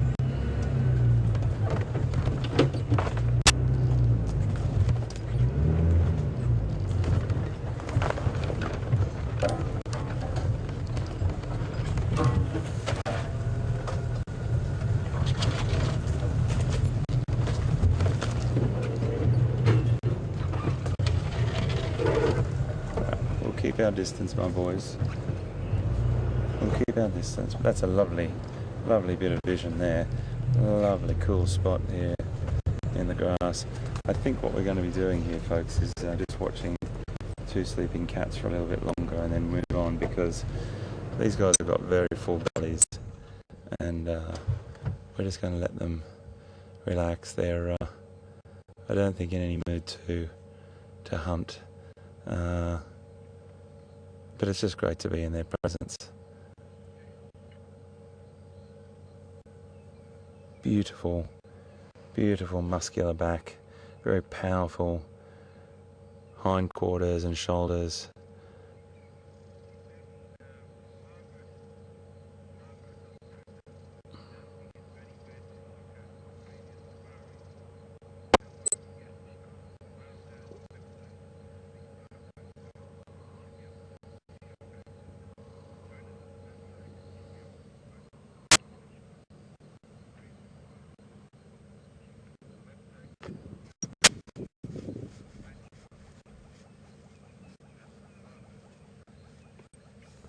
Aren't they just magnificent? We just had a request or a question from Margaret on Twitter. Margaret, hi and welcome to Safari Live. I hope you're having a great drive with us. And she wants to know how she can see the past safaris. Well, Margaret, you can easily see those past safaris by going onto our website, which is WildEarthTV.tv. So that's WildEarth.tv, and look in the archive section on the website, and you can look at all the past safaris and bring yourself up to speed with what we've been up to. But yeah, really look forward to you joining us again, that's for sure. And if it's your first or your second safari with us, we're sitting with two young male lions that are a little bit out of their out of their depth at the moment. They're in territories that they're not really sure of, and they've probably split off from we think it's the 6 pride, which I'll get more information on tonight. And they've got a long way ahead of them. They've got to gain their strength, get confident, and then attempt to take over another pride. Sometimes what will happen, and this is only sometimes, as I always say, there's exceptions to all the rules. You will get females that will fiercely defend their cubs in a situation where 2 other males or a coalition or another single male takes over and beats another male to take over a pride. And then, as we said, that infanticide, that sort of situation where the successful, the victor, he will potentially kill all the other young cubs or the ones that can't get away from him. There is an occasion, and I've read that some females will actually fiercely protect their cubs and potentially split off with their cubs and leave that pride as well. So there's all different things that happen. It's volatile. It's when it's all settled for 2 or 3 years during his tenure, as I said before, it's quite strong, and they'll all bond together, and particularly having a litter will make the bonds quite strong. But those females occasionally will break off. Now, if that situation occurred and these 2 boys came across a female with potential cubs, or even just some females that split off, that could form a small pride. Loads of different things happen, and it just all depends on many, many different contributing factors.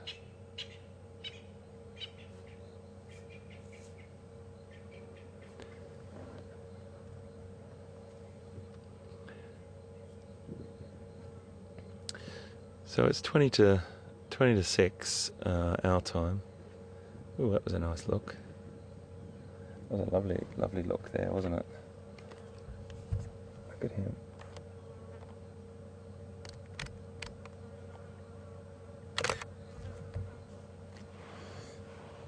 I do love it when they look up like that.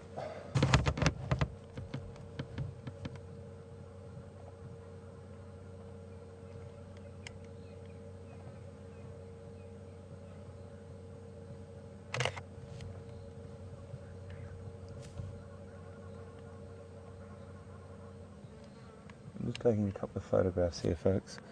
It's just beautiful. It's a beautiful background, and he may have a bit of a yawn, which we would love. Of course, we would love to see those fantastic teeth, his weaponry.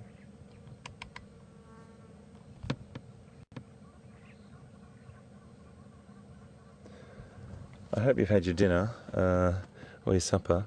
Just to share with you, I like to share temperatures and sights and smells and sounds.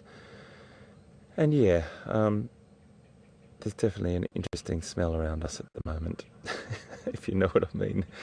I think we may have just driven over the place where they stopped to go to the loo, I think.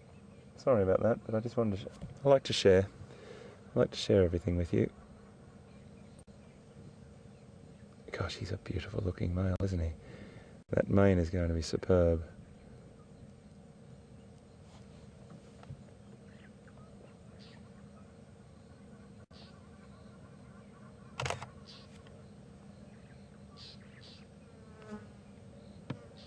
Those flies are harassing him over there.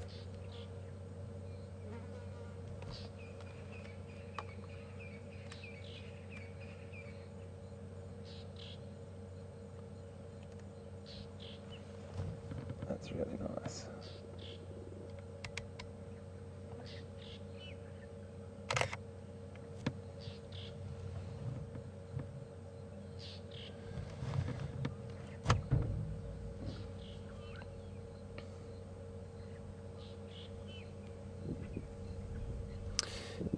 If you can tweet me, folks, it's one of those tricky ones. I like to sit here for a little bit longer with them, if it's okay with you. They are sleeping, but who knows, they might just get up and stand up like they did again. We were lucky to come back and see that happen and then move on. if we didn't come back when we did, we wouldn't see them in here.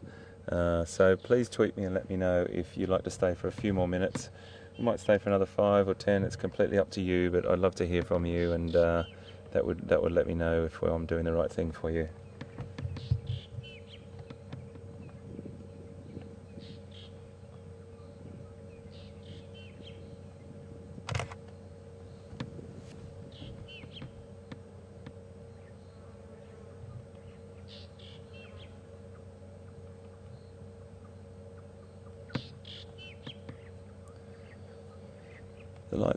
The light is dropping at the moment, but we've still got good light, but it is just getting a little bit darker, ever so slightly. What a special moment, just to be sitting here with these two beautiful male lions. And the interesting thing is, it's coming to you live. It's every single thing that you're hearing and seeing is coming to you live from Sabi Sands, from Arathusa and Djuma game reserves in South Africa. And with the broadcast that we do, it gives me great pleasure to know that we're bringing these pictures to you and that you're on the vehicle with us. Yeah.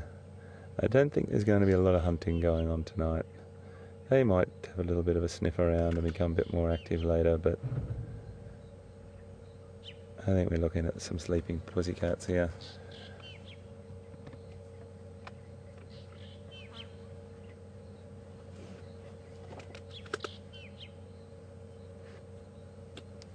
Hopefully we're going to see some females at some point.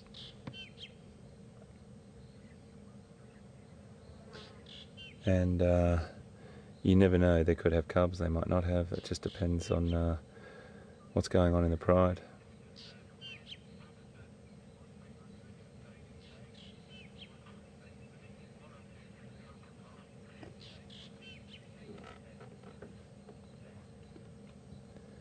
Thanks everyone. I just got word back from control, and 90% of people on Twitter say stay, so if it's okay with everyone, we will for a little bit longer. And for those 10% that want us to move on, we definitely will. I just want to see what they do or watch them sleep a little bit more, but we might get a little bit of action. I've just noticed something up on the tree here. VM, if you can just pull back up on this tree here, there's a fantastic millipede going up this tree. I just want you to have a quick look at this millipede. He's really fantastic. Just zoom in there for me, mate. That's great.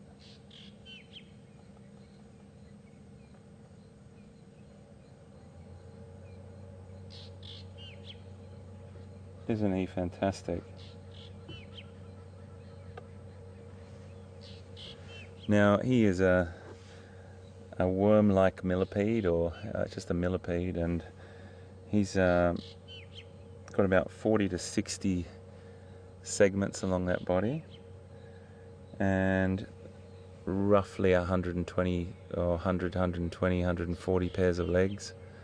But he's moving his way up there beautifully. What a great creature.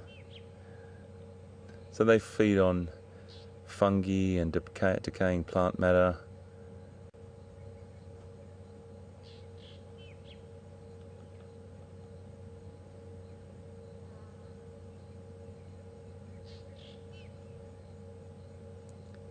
The female of the millipede family, she'll weigh about, she'll lay a couple of hundred little eggs about the size of a pinhead, and then what happens is when they hatch, it's really interesting, the little millipedes only have about 2 to 4 legs, so they do grow those legs and segments as time goes on.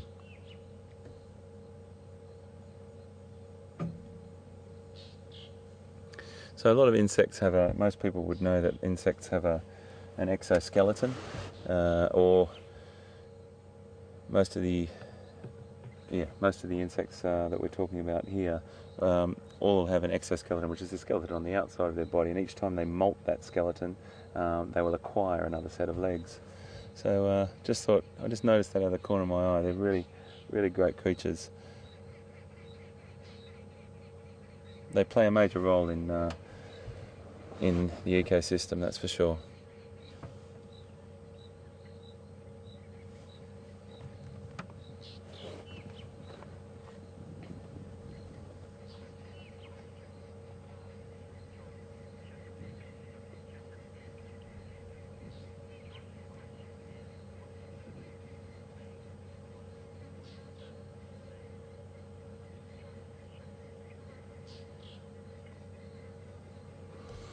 We just got an email from Joyce in Chesapeake, in Virginia, and she wants to know what's the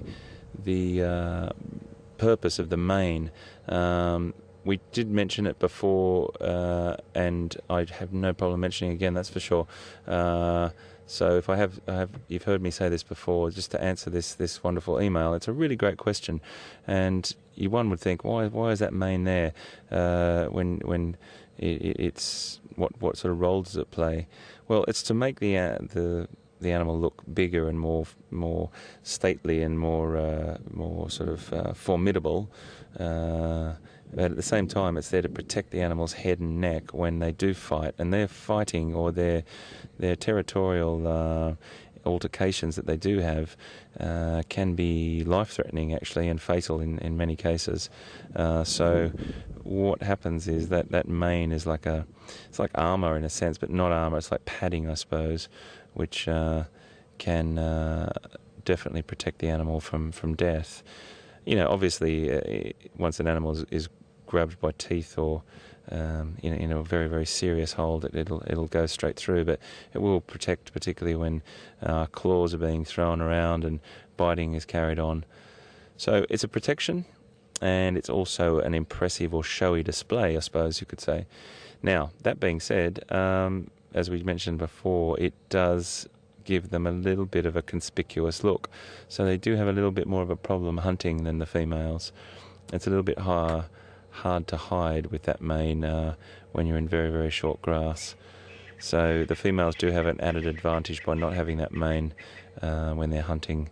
So hence why the males rely hugely on the females to be those sleek stalking predators. So that's the answer to that question, and hopefully that's giving you the amount of information you need. And that mane, I'll just add one more thing, that mane is probably going to get twice as long as it is now on these two individuals.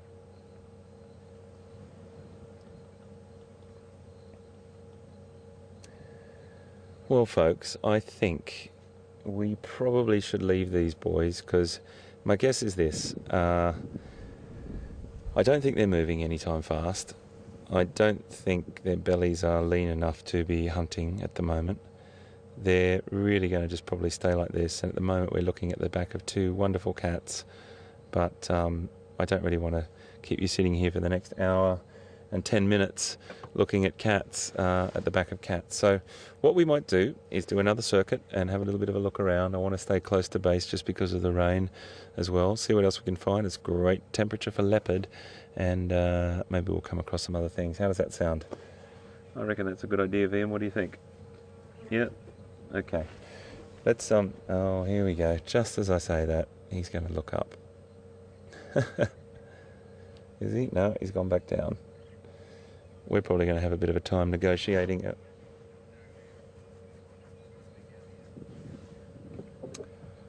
Okay, folks, I've just got to negotiate my way out of here now, and that could be a little adventure in itself. Excuse me, boys, I'm just about to start up. Well, that didn't faze them, did it? Just again to reiterate what I've said before many a time, folks. These guys and many of the other animals on the reserve are not very phased, or not phased at all by our presence. Okay, we've got another vehicle coming in here, so I'm going to try and move off. If I can. Can I get through there, Viam? No, I'm not going to get through there, am I?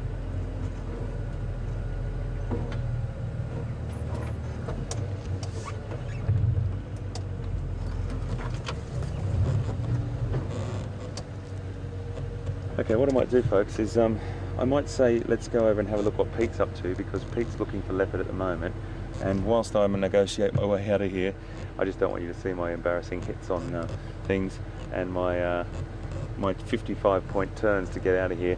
Anyway, let's cross over to Pete. I'll see you real soon, okay? You can come in here, mate. I'm going to take off, okay?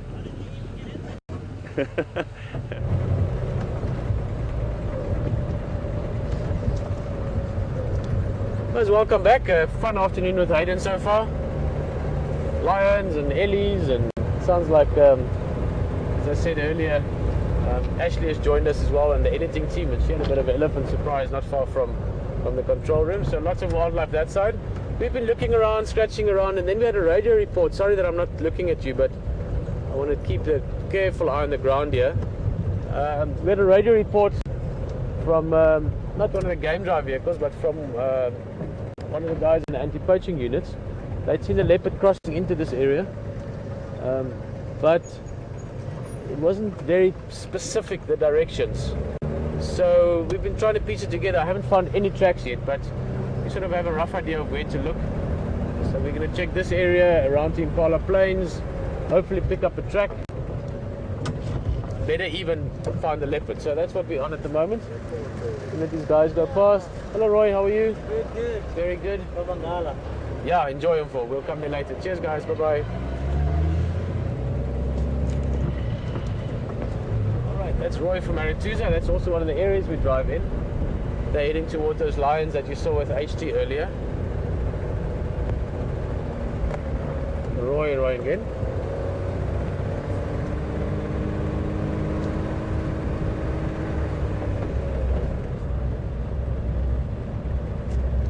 Roy again, huh?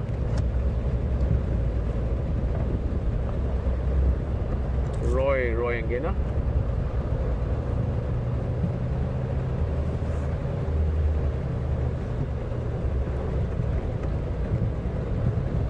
Roy again, huh? I want that guy to look around carefully for the track. So basically that's what we're up to now. We know that a leopard came into this area, but this area, I mean, a few hundred hectares. We're probably talking about a 1,000, 2,000 acre block. We've got no specific point of entry, only a sort of an estimated description from the guys. But it's the kind of weather that a leopard should be moving in. I had a talk just now with Texan. I've got a feeling maybe a male called Tingana, and he doesn't go much further west than this, much further east. So we can sort of refine our search to the western parts here. So he's a little bit sort of, feeling your way around, but at least we know where to start feeling around, kind of thing. So the key thing now is just to look around very carefully. This area was burnt not long ago. You can still see the habitat here. You can see that bit of this sort of the sootness or the sooty blackness. So we must just look around carefully.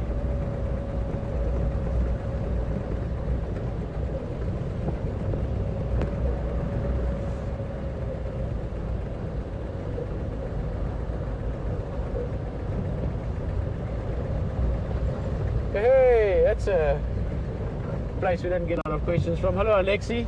Alexi is joining us in the vehicle all the way from Kazakhstan, which is, correct me if I'm wrong Alexi, but that's one of the few places you can still potentially see clouded leopard, if I remember correctly. Alexi's just saying he knows that you can tell the difference between leopard from their spots.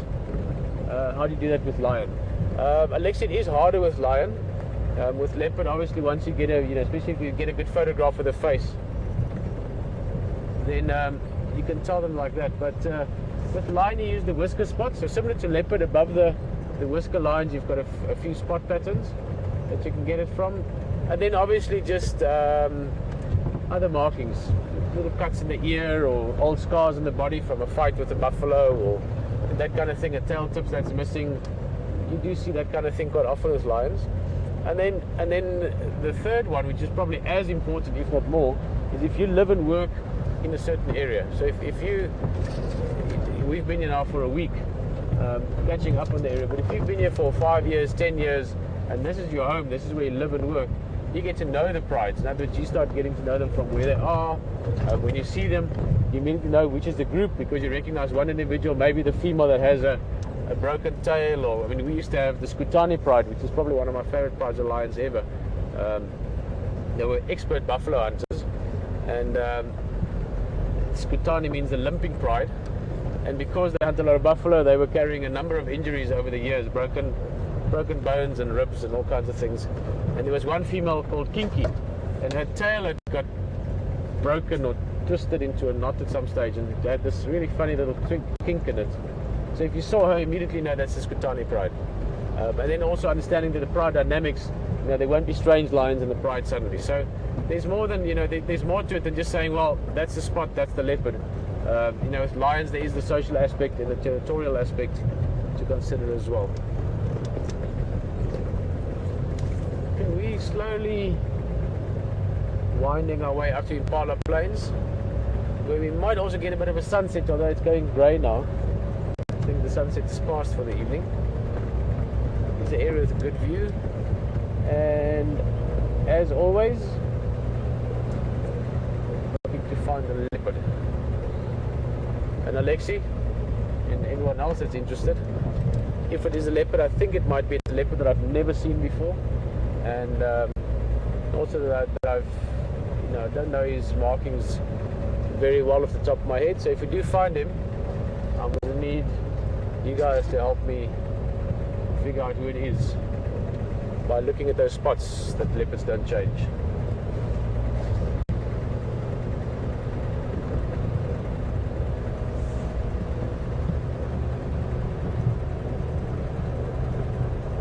Come on, this is a leopard afternoon. Around myself, I've really been in leopard mode.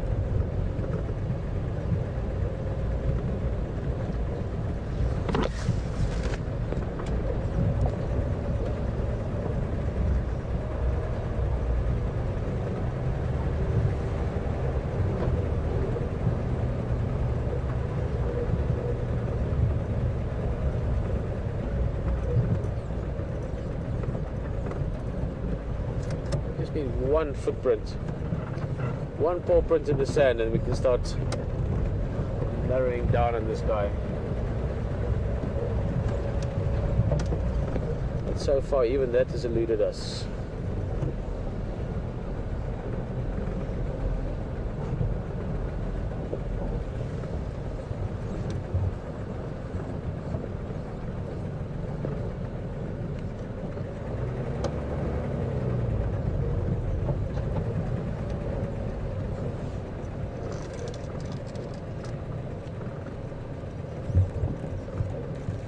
Bit of a view there towards the west. Looks like this sort of magic time of sunset has passed. I'm going to stop for you now, Brian. I'm going to get a little bit level. There we go. Just stop for a minute, enjoy the view, and listen. It's a very important part of being on drive. Apart from just the enjoyment aspect, all the beautiful natural sounds of bird songs and insects and the wind, there is also the aspect of things you can hear, the information you can gain.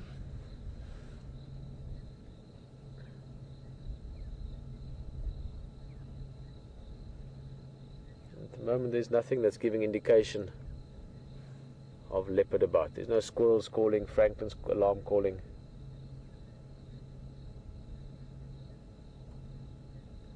Of interest, quite a misty or a mystical view of the Drakensberg Mountains there in the distance. If you have a look straight in, sort of there where we are now, you can just see a sort of a cloud bank in front of it, That's all the way to the escarpment. And there and slightly to the left, there you can see it. One little light way on the horizon, that's all the way towards Hoedspruit area. And the escarpment, that's sort of going around to the Willifants River, where it breaks through the mountains. And that would be going up to the high veld. We always talk of the low veld. This is where we are. And that is literally, the high veld is up over the Drakensberg mountain escarpment, then you get into the high veld. We're down in the low veld, which is one of the most amazing bushveld environments. Well, at least in my opinion, I know many people will agree with this. Just absolutely beautiful bush. Perfect for a wide variety of African mammals and animals.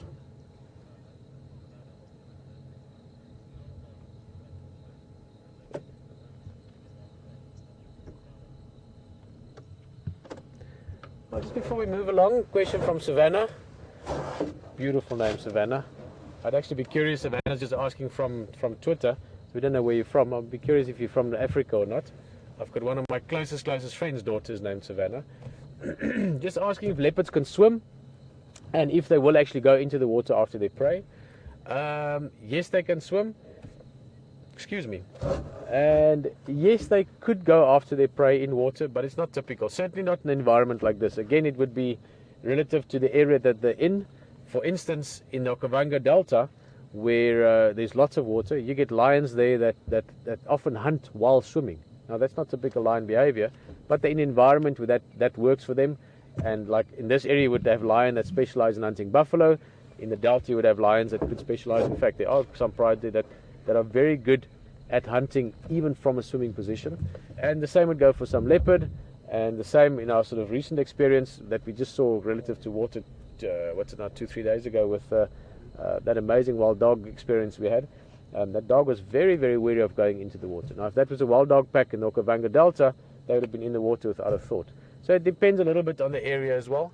It's not likely that we'll ever see a leopard swimming in this area, but not impossible.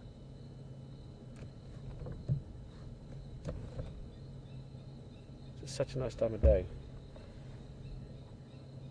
You can hear the francolins calling. Just going to give it another minute or so. You can enjoy the view a bit more. Just want to listen. You can hear a Koki francolin in the distance. Koki, Koki, Koki. Almost like that.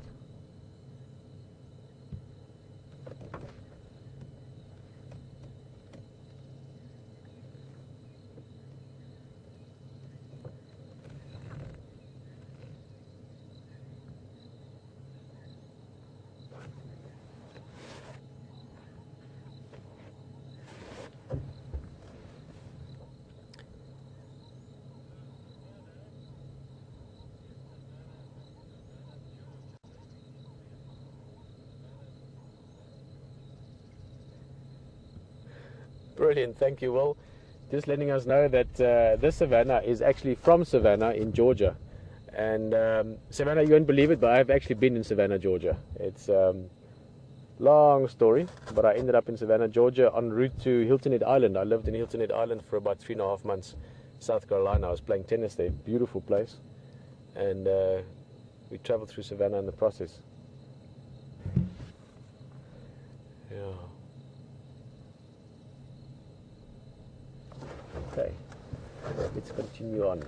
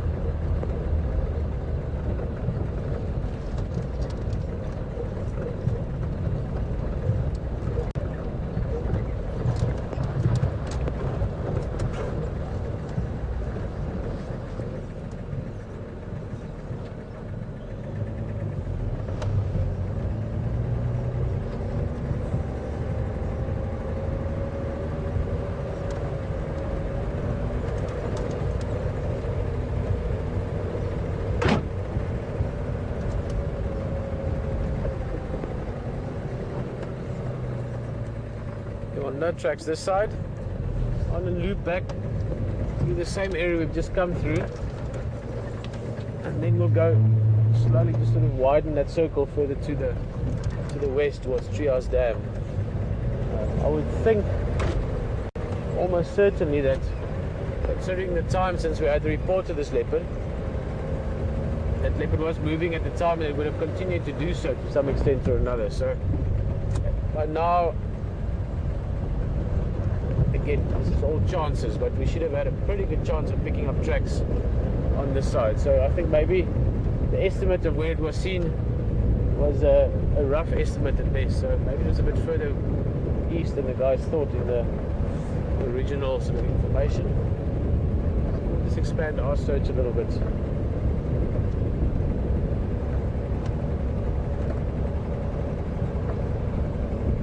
Also those lines that we're still getting back to, I'm going to look a little bit more.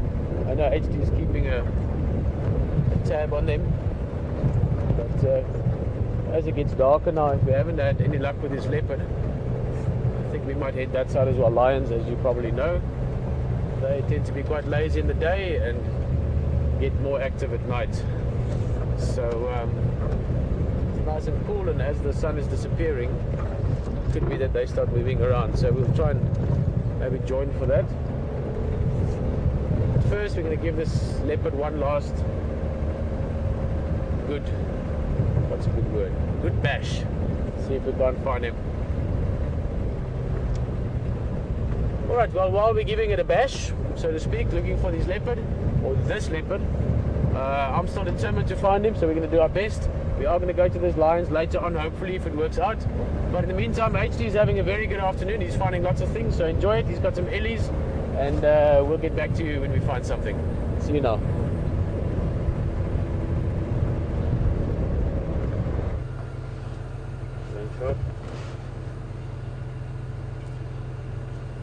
We've just come across this this bull elephant again. He's just, you can see his rear just sticking out onto the road there.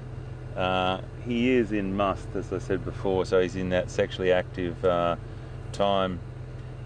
I just also got word from our control they went to go back down to our research area, and he also wasn't very happy about that. So a lot of the team can't move around on foot at the moment here.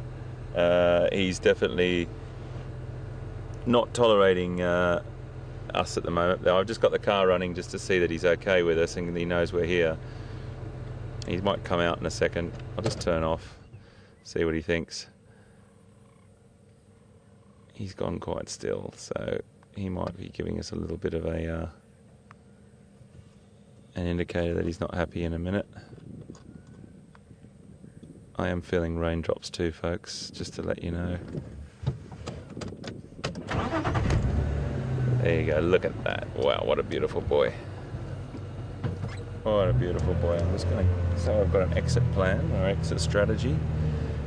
We'll just sit with him for a second. He was fine. That was just a little, I just had a tree on my left that I couldn't really get past if I wanted to. So we're about probably 15 meters away from him at the moment. That was just a little display for us. You see that temporal gland on the side of his head there. That's the indicator for us that we need to give him a bit of a wide berth. And that little head shake that he did there. Did you see how he went really still in the vegetation? That was the first warning signal. And then after that warning signal, he decided he'd just give us a little display, and that head shake and those ears out, and then he stood tall there with his beautiful big tusks and his proud strength, and he just told us that that's enough, that's close enough.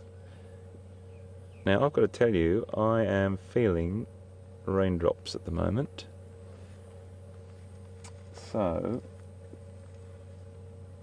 and they're becoming more and more frequent.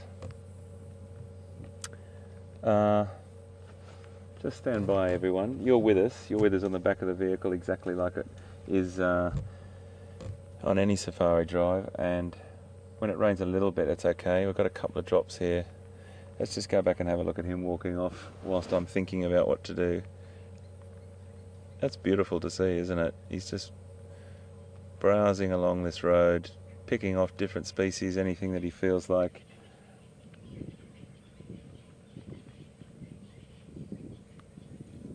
Raindrops.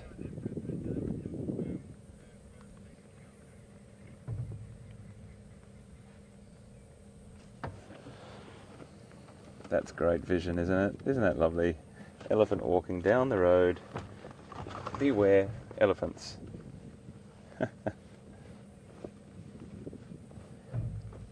So I'm not sure if anyone's sitting anywhere in the world at the moment that has to be concerned about elephants out the front door. If you are, well, I think that's a fantastic thing, as long as you look after yourself. I think it's great now for me to give a message to the control room. I think it's fine to go and grab a cup of tea now, guys, if you want. Your friend has departed, and put the kettle on. I'll have one in about an hour, if that's okay. That's great.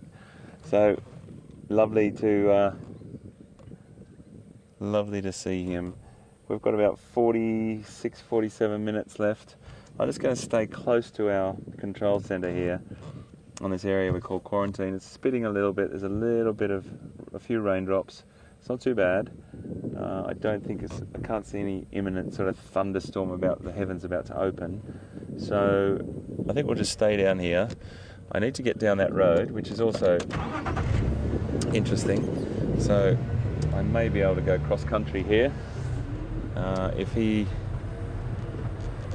not going to go too close because I don't think he's very tolerant at the moment of me or anyone else for that matter. So we might just take a little bit of a wide berth here. He's gone still again. And we'll let him be and let him feed. I just need to pick up that road across there.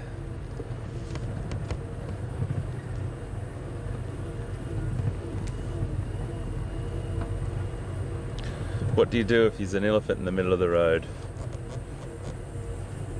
Go around him. We might just sit here and just have a little bit. What I'm going to do is I'm just going to move up a little bit ahead of him. He's just giving me a little bit of an indicator that that's okay. Let me just go to the other side of this tree. And yeah, he's happy days.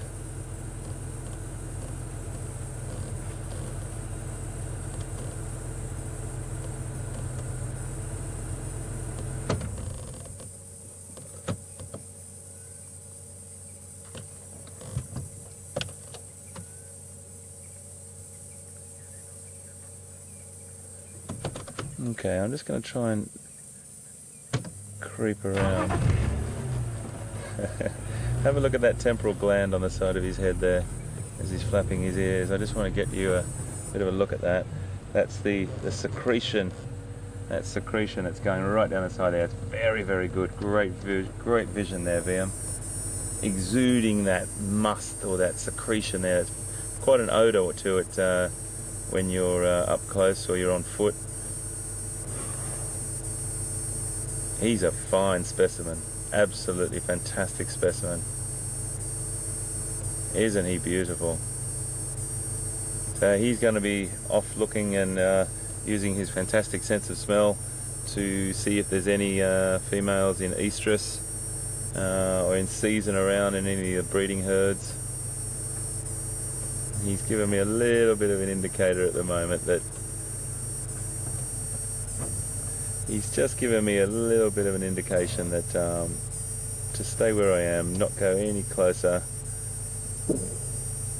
and resting his trunk on there. Super cool, super confident. An absolutely magnificent specimen. You've been magic, mate. Thank you so much. I'm going to let you be. I find it so hard to drive away from elephants, but I'm also find it relying on you to keep your eye on that elephant. And if you go like that, that means go, okay? So whilst I talk to everyone in the back of the vehicle, it's so hard for me not to look at him. I'm trusting you, V, I'm here. He was a beautiful specimen, absolutely magic, and there he is. Oh, he's coming up my way. No, he's not. He's moving off. But let's let him be. Let's let him feed on. He's been wonderful. Let's let him just have some peace and quiet. And you know what, the interesting thing is, there's no way in the world we would ever go any closer for any reason. He's not in the mood for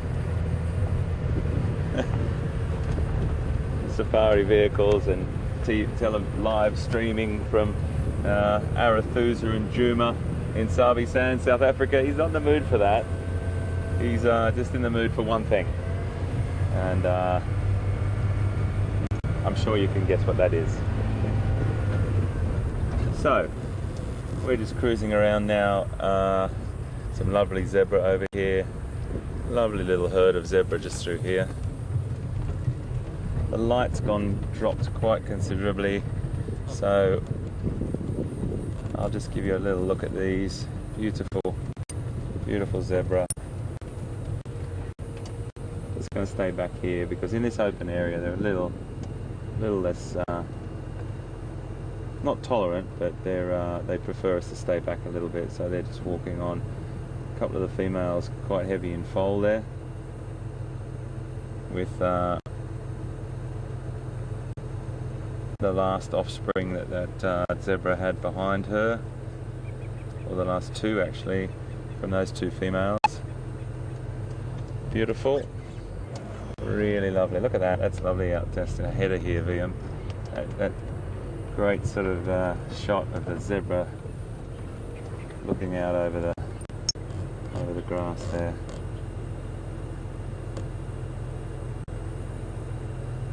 Beautiful creature.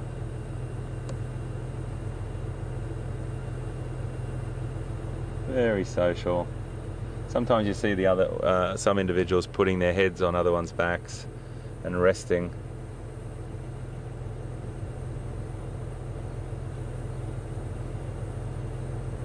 Beautiful. Okay, we'll let you guys go. They're heading off back into the woodland there. They may stick around this area, I don't know. They might graze here a little bit, but the way that they're walking, it looks like they're heading into the woodland.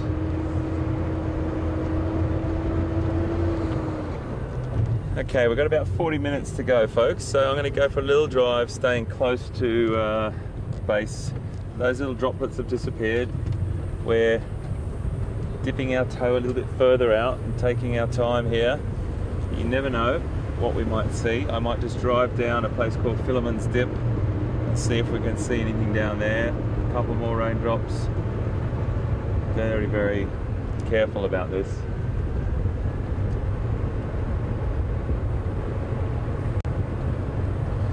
Leopard have definitely been seen up in this area many a time, particularly Quarantine, the male, that male leopard is named after this area, and he is the offspring of Karula and the sister of Shadow. We see him up here often.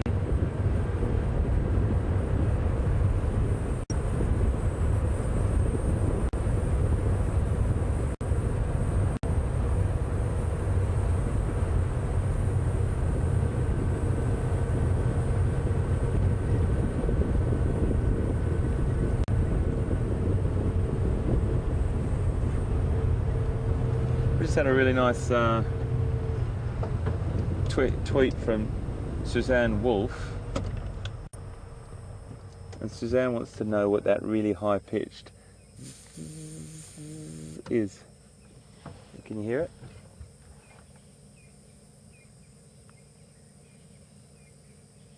That, or they, are an insect called cicadas, or some people pronounce it cicadas. C-I-C-A-D-A, cicada. Now they They're found in many countries in the world, particularly where I come from originally in Australia. They're incredibly loud, deafening at some points. I've heard them in South America, I've heard them in Africa. They're a fantastic flying insect. They've got a very long pupal stage in the ground. Some I think may also, I'm not really an expert on cicadas, but I think most of them pupate and come out and pupate, their larval stages in the ground, and then they pupate outside. It's quite a beautiful emergence, and some are incredible colours as well. The ones, Pete and I saw one last night actually on one of the lights near our rooms, and it was a pretty drab brown colour, but it had a fantastic sound. I've seen some in different parts of the world, particularly Australia, that are bright green and about that big, and another one that's black and orange, and another one that's bright yellow. So that's what they are, Suzanne. They're called cicadas or cicadas in some parts of the world, however you like to pronounce it. And they're a flying insect, about that long, about the size of your thumb, and they make that fantastic sound.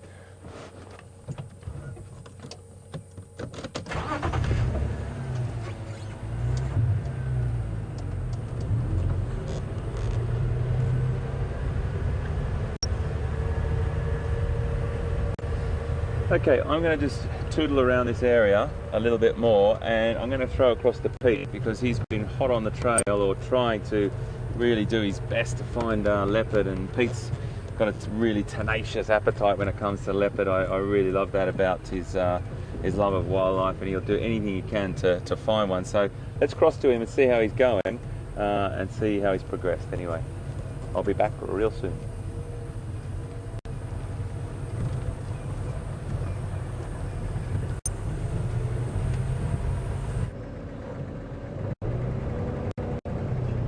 Well, nice elephants. Sure enjoyed them. We actually just went into check at the hyena den, but there hasn't been activity. There's a couple of impala here. We saw a few blue wildebeest just before we came into the hyena den area, so we should see them just now. But it's quite interesting. It's getting quite dark now. Just looking at the tracks there, those hyenas haven't been there for what looks like at least since yesterday, but I'm thinking more 2-3 days. I'm just wondering if they've maybe moved to another den. They do move around a few different den sites. I will chat to Texan and them as well. There's other places they know of. Just show you a little bit of this. We're not going to view them too long in the lights. They're still sort of strong, only dusk now. These are gnu, or blue wildebeest. Blue wildebeest, the name is derived directly from the Afrikaans name, which is blue wildebeest. If you translate it, blauw wildebeest. And then the gnu name, which in many European languages, most of you from Europe will know them as gnu, that comes from the sound they make when they're calling amongst each other. There we go. Well, that's a warning call actually, but I think that's more just being a little bit. It's more like a snort. The name gnu is derived more from a sound that literally sounds like gnu, gnu, gnu. What's she seeing? She's being a little bit. She's seeing things in the dark. The rest of them don't look too alert. But let's see. A warning call is always a good sign. I'm going to go a little bit that way where she's looking. Let's see.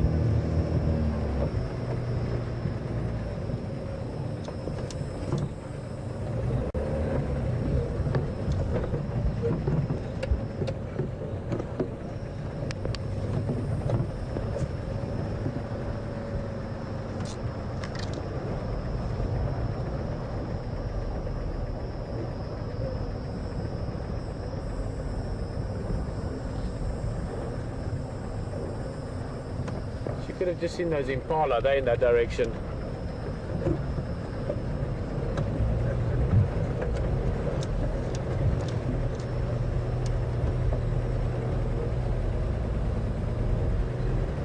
Well, it seems Hayden's having a good afternoon. So you're gonna keep looking. You're gonna have look at with Hayden there. He's got some giraffe, and we're gonna keep doing this. We'll see you back here in a bit.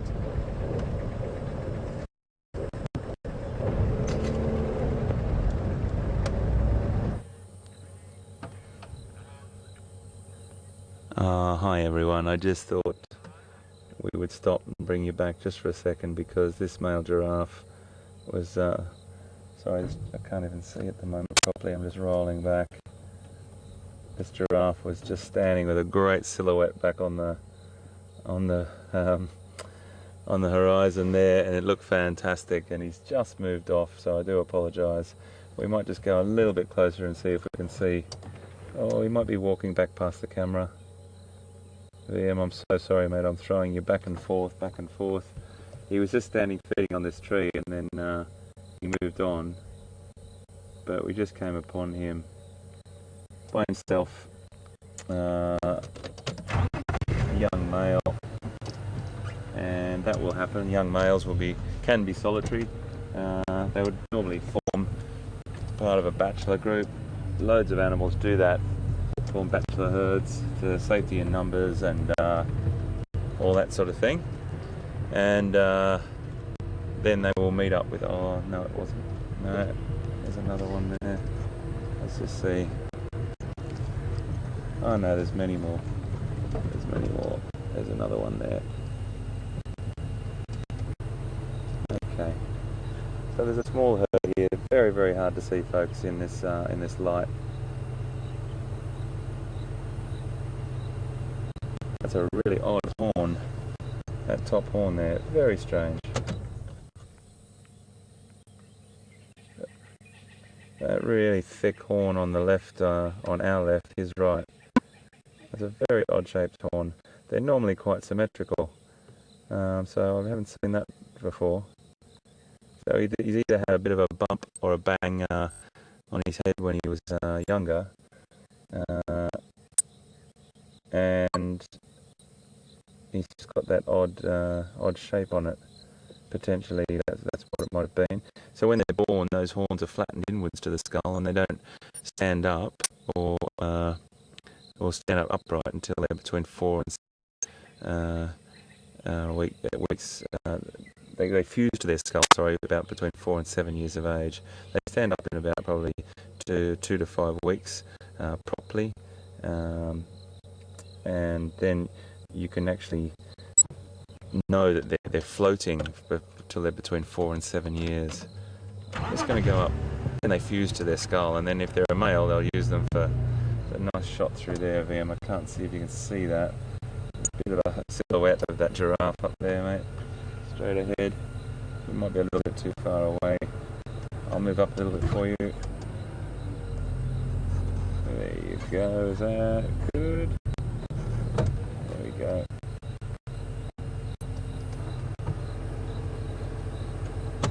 So the bulls will definitely have more prominent horns. I say it every time we see giraffes, but it's a good thing to know.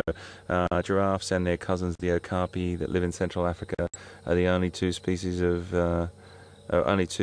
mammals born with horns, skin-covered horns, and they're much more prominent on the males than the females. And they'll actually have, well, some people call it 5 horns in a sense. They've got 2 large ones on the top. They've got this large, what's called a mizzen horn, or the one down the middle of their forehead there, you can see, and then you'll see 2 small ones in between the ears. If he moves his ears back a little bit, you'll see these 2 small bumps. You see those? Move the ears back a little bit again, 2 small bumps. Those ones are there to strengthen that last vertebrae for when they do come into clashes with another male, and it strengthens the back of that head because they use the back of that head, or sorry, the top of that head, and their necks to compete for females.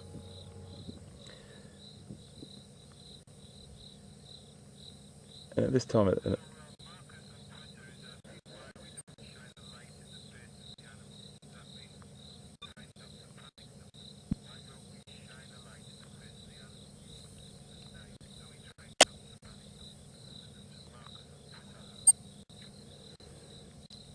We just got a tweet from Marcus. Thank you, Marcus, for your tweet. And Marcus is asking why we don't shine a light in the faces of the animals. Is it to so we don't startle them or something like that? Well, I think there's a few reasons, Marcus. One is that we've got a code of conduct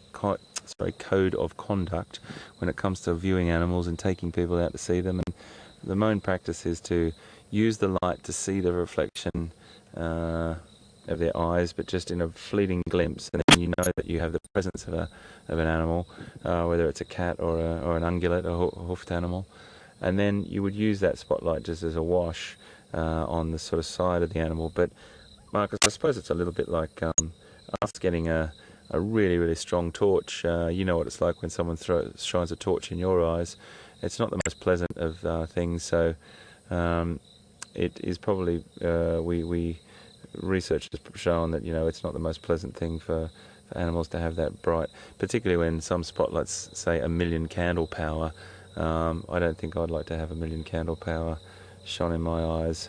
So it can startle them, it can take their vision away for a short period, and then if that's the case, and then there's a predator around, that predator we would be then probably making that predator's job a little bit easier, and that's not what we're here for at all. Definitely got a lot of giraffe around this area, but hopefully that's answered your question, Marcus. It's just out of manners and respect, and we use the light just to see a little glimpse, and then we will use a wash of light over that animal to show you. Have a little pan around here, VM, to your right. There's a really lovely giraffe walking down here. Really gorgeous giraffe heading straight towards us, so we might just sit with it.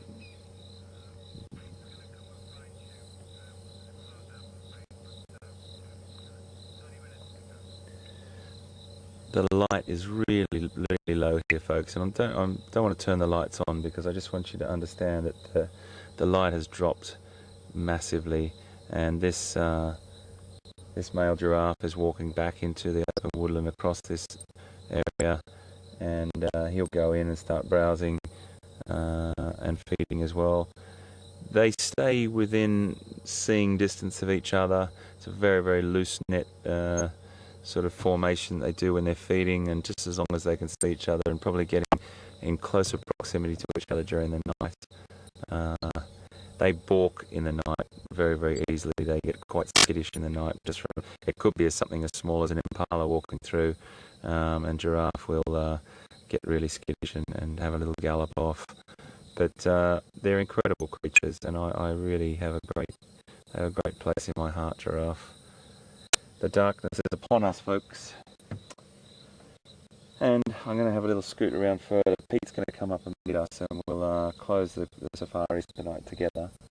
I think it's been a bit quiet on his side, but it happens all the time. You get quiet nights and you get busy nights. Ours wasn't exactly really busy, but we just happened to know where the lines were, so they were sleeping, but at least we knew where they were. So Pete's been really busy trying to find leopard, and we'll get some lights on here, folks, just so we can see what we're doing a little bit, and have a little bit more of a scoot around. I do want to take care of that elephant. So it's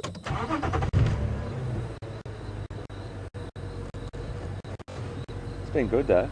It's been a fantastic afternoon. The rain's just held off for us. Still getting a light spit on me now and again, a couple of raindrops.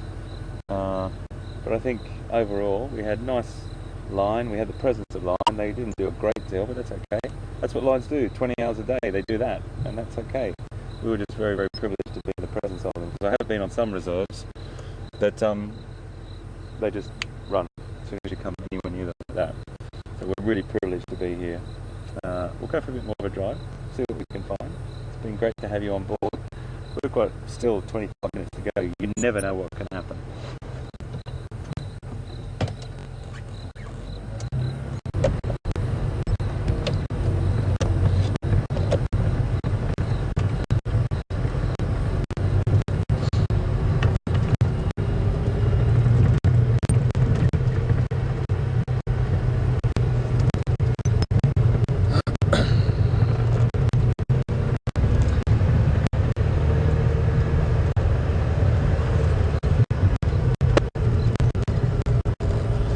I think we should go and see what Pete's up to. I'm just going to have a bit of a drive around. I think we should stay with him for a while now, because I really do know that these things can just turn around any second, and Pete's a fantastic tracker and knows his stuff, so I really want you to go and have a look what he's up to, and I'll come back to say farewell.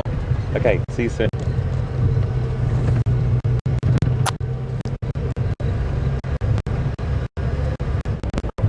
Well, welcome back on this side.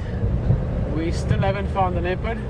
We've decided between Aiden and myself while looking that we're going to not look for the leopard anymore, because maybe then we find it. We are heading up to Quarantine, which is roughly the same area that HT is in. Just winding down towards the end of the drive and see what we might find. Maybe there's a little surprise in store for us, who knows. And really, if it works out, nice to catch up with HT a bit just before the end of the drive as well. He's had a bit of a more productive afternoon wildlife-wise than we did, so nice to catch up. I've just spoken to the guys in the radio, some of the other game drive vehicles. Those two lions are still sleeping, not too much going on, so I don't know if we'll necessarily go back to them. Like all of us, I guess we were hoping that they would get a little bit more active, but full bellies, and when you're the king of the proverbial jungle, you don't need to get up if you don't want to. Nothing's really going to tell you to get up if you don't want to, so it seems like taking a bit of a lie-in, if you want, into the early evening. So we might go back there if one of the game drives let us know they're moving, but for now I think we're just going to have a little look around, see what we can find here closer to camp. We've had a few drops of rain as well. You'll see every now and again just a streak coming through. I don't think it's going to be big rain, but a few drops every now and again, sort of just reminding us that it is summertime, that it is rain season down the low veld.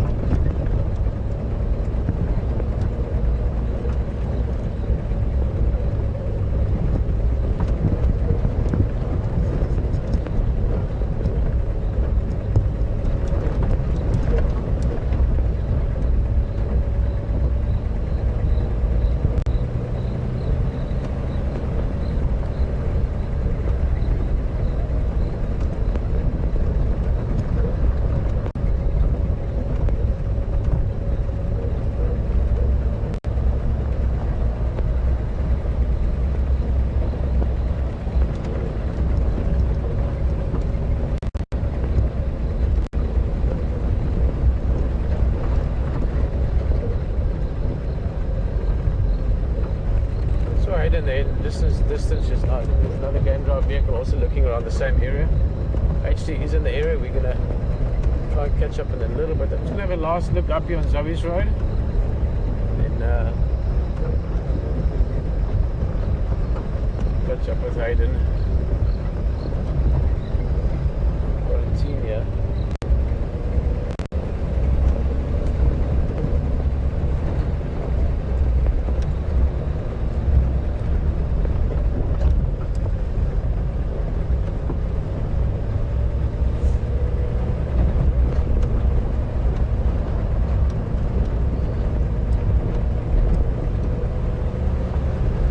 Thank you very much, Will.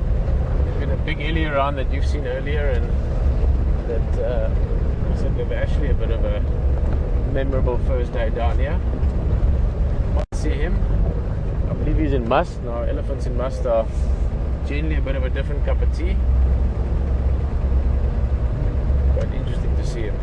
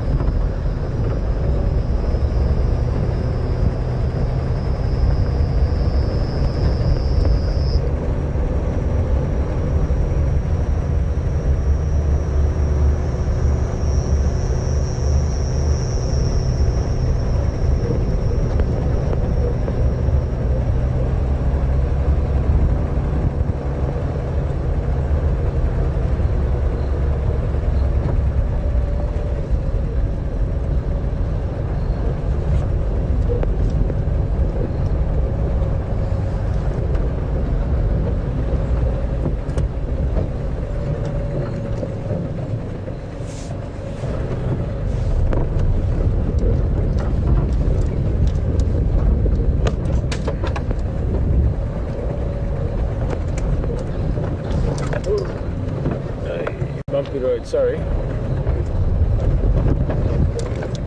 Oh, I think I'm going to turn around back to the better road. There's a couple of zebras just in front here. We're not going to bother them with the lights. It's a nice open area. They're going to stay here for the evening. There you can see them walking off. We will resume our search for leopard again tomorrow morning. Now I just made back there towards quarantine, where HT is.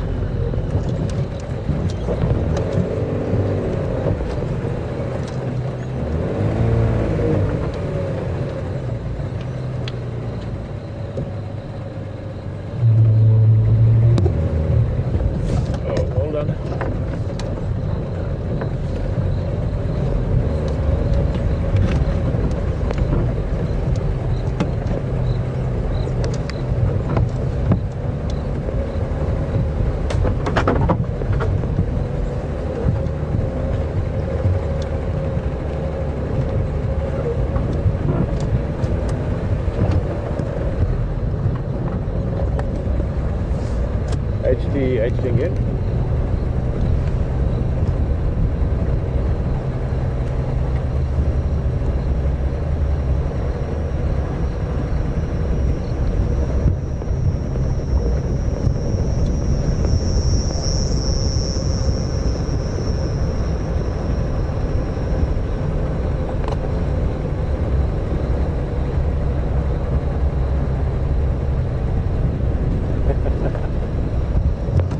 Awesome. Thanks. Well, Herman Gerber. Herman Gerber. I used to love that name. It's like two different names. Just a big hello. Brian, you don't know Herman. Herman did what you're doing for a long time. We became very close friends and spent many hours together on this vehicle. So Herman, nice to have you in the vehicle. Nice to hear from you.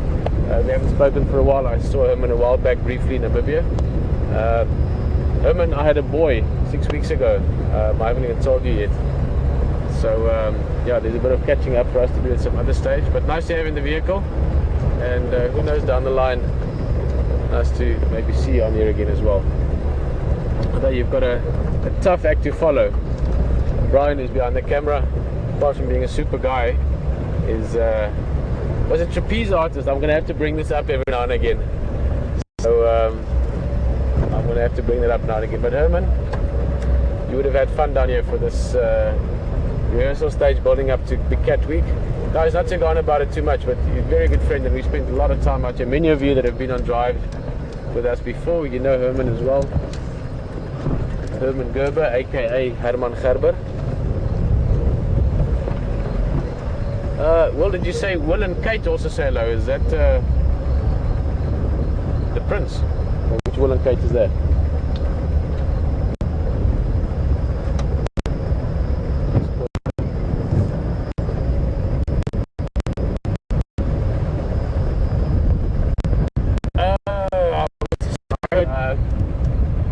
Herman Gerber, also a big hello from Will and from Peter Braat. Yeah, when you live out here in these kind of environments for an extended period of time, you do get to know each other well. And many of us become friends. Not all of us, doesn't always pan out for everyone, but those that stick around and enjoy it, you share something for the rest of your life.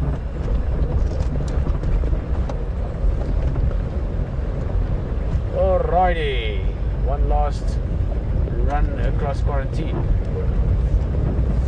Victory lap. Victory lap.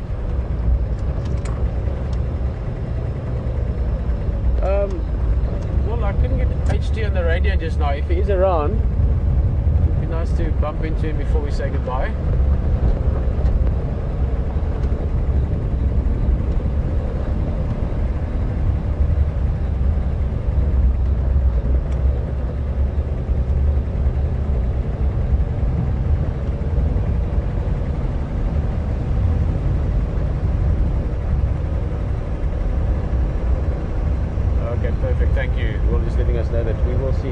In a little bit. I'll tell you a quick story about Herman Gerber, aka Herman Gerber. And any of you that do any kind of camera work or photography would enjoy it, and all of you that enjoy wildlife experiences or wildlife live experiences should go have a look at the first walk we did live. And Herman was the cameraman who I put some great pictures up of in those days. We built this really cool rig that he was carrying from old army ammo vests with batteries and antennas sticking out the back and cameras. And Brian, you'd enjoy this as well. I mean, the whole setup for it. And it was still an analog. It was almost like the test phase, sort of like we're doing now, but this is going back some years. And by analog, I mean it wasn't even a digital transmission. So it was an analog transmission back to the vehicle, and from the vehicle back to control, which also means it was black and white. And long story short, we struggled, we got this, had to go get a battery, got everything going, and in the end we were like, we're going to do this, let's go. I didn't even have time to get myself a proper walking stick. I picked up a walking stick while we were cruising along. I like to have a walking stick when I walk. It's just handy to put bushes out the way, and you know, if you see a snake or something like that. And I had all his gear up, and there were some elephants in the area, and we were moving around and this and that. To cut a long story short, it ended up that the wind changed a little bit, a couple of things changed, and the elephants came barreling down at us. But full tilt, breeding herd, female in the front, and the transmission was breaking up back to control where Graham was. And we could hear each other on the radio, but that was crackling up with the handheld, and it was just organized chaos. Where we were, it was fine. I mean, I was in a very... It's strange, you go to this really calm and tranquil place when stuff's happening around you like that. And at one stage I just explained to Herman to get out of there, basically, to the termite mound, which is about 30 yards behind us. And the elephant charged and she stopped very, very close. I'm going to go into details now how close, but extremely close. My next move was to actually ask her to go the other way with the stick, but luckily it stopped before that. But the story about this, apart from being a very, very real bonding moment, because Herman then ended up in the Ziziphus, which is a buffalo thorn tree, which has got these really nasty thorns, and had to get him out of that. And then we were standing on the termite mound, this whole breeding herd, I forgot how many of them, 8 or 9 elephant, came and stood right in front of us like a semi-half moon, and just stood there, ears open. They started relaxing, and they started throwing around a bit of dust, and the little calves came out and they had a look, and then they just moved off. So it was an amazing experience, very, very bonding experience for Herman and myself. I mean, we were good friends already by then, but after sharing a sort of a very aware moment like that, you know, where all your senses are kicking up at 150% plus, you become very, very close. Now, the part of the story that I want to tell about this, and I say this with all the love in my heart, Herman, but Herman Gerber forgot to put a tape in the camera. So the only footage ever of this quite insane event, I mean, it really was about as full on as you can get, was the black and white, semi-broken up, static transmission which was going live onto the internet. Many of you might remember this if you've been with us back then. You can quite still find it as the first live walk. And yeah, so that's one of the things I remember about Herman. We said the other day, Brian, we were talking about no cameraman is an experienced cameraman if he hasn't forgotten to record something really good. Now that was probably one Herman will still remember. But a great memory, and I think I would have it no other way. So yes, it's nice to have in the vehicle. Many other thoughts as well. We were driving earlier before we had you on the vehicle with us, and I was talking to Brian and saying, you know, some of these areas I've got so many memories. I've seen the one area up in Zoe's Road, I could see about 7 or 8 different big termite mounds, and I've literally seen leopard on all of them over the years. So it with Herman as well, we had a lot of memories. So yeah, nice to reminisce about past.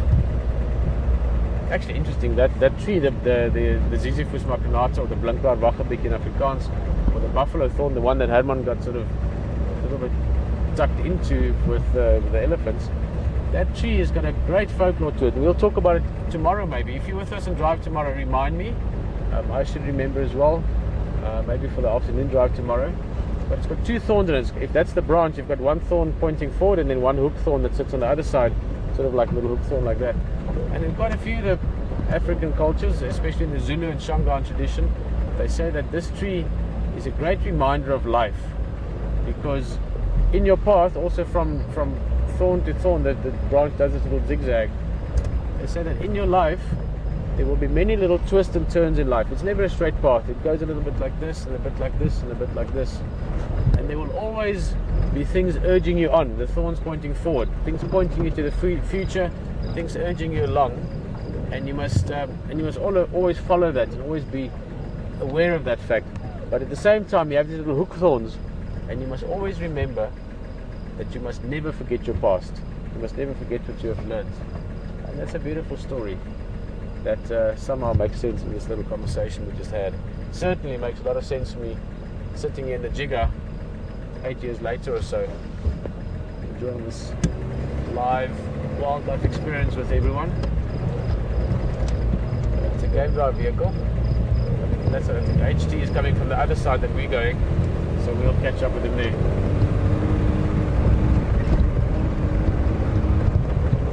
Yes, we have him.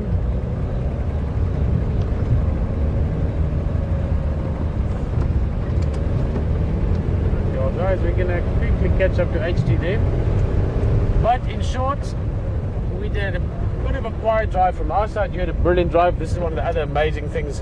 Having two vehicles out here is absolutely brilliant. Gives you different opportunities to see different things. It's been a lovely afternoon. From myself, I've had a beautiful experience. Nice to have Herman on the vehicle and reminisce a little bit about the past and look forward to the future. And speaking of all those things, Hello there. How are you, buddy? Good afternoon so far. Good, mate. Good. Yeah. Hi, everyone. Wow, we've only got a few minutes to say farewell, but How many minutes do we need? Just a few should be good enough. yeah, absolutely. Yeah, no, we've had a quiet afternoon looking for leopard. There is one heading in this way, couldn't find him. Fantastic. Obviously the lions were there. Yeah, And yeah, tomorrow morning should be a, as always, exciting morning again. absolutely. Yeah. And I want to take you over there and just show you where they are and then let you go and have a little encounter. They're two nice males. You've probably seen them before, but it's really tricky to get in there. And Yeah, and I heard it's a bit thick in there. yeah, so, yeah. But we've got the vehicles. Everyone else. Best one for it. Everyone else Did you was see them a little struggling. bit heads up or? Oh yeah, they got up and moved a couple of times, Yeah. and stretched out, but they're very, very unconfident young boys. You know, not spray urinating or anything, Yeah. just dropping down and Being quiet. being very Yeah. quiet. No way in the Big world. boys too. Absolutely. Big boys to bump into them. Yeah. Okay, perfect, man. I Yeah, almost thought what- the rain was going to catch us. We had a few drops for earlier, but we passed did as along. well. We did as well. We had this. There were some interesting little encounters with this bull elephant down here. Did you hear? I heard so. Yeah. I had actually also had a warm welcome to a first day here. So Very funny. So Will was trying to make tea, and that was interesting. That they couldn't make cups of tea down there, mate. So I was telling everyone that our team were tealess for a while, whilst that elephant was making his presence known through there. And when we just went down there, when everyone was with us, you know, he gave a couple of head turns. big And, guy. yeah, he's a perfect enough. specimen. He's Big an en- oh elephant. yeah, All big. he's beautiful. Yeah. Everyone saw him, and he put his head up, stood tall, had his ears like out like this, and fantastic. So, Cool. but we gave him a wide berth. He's in full must at the moment, Give him a bit of and space. Absolutely. But then we just Sunday kept on. was up there with the Australian rugby team, probably. You had to go there, didn't you?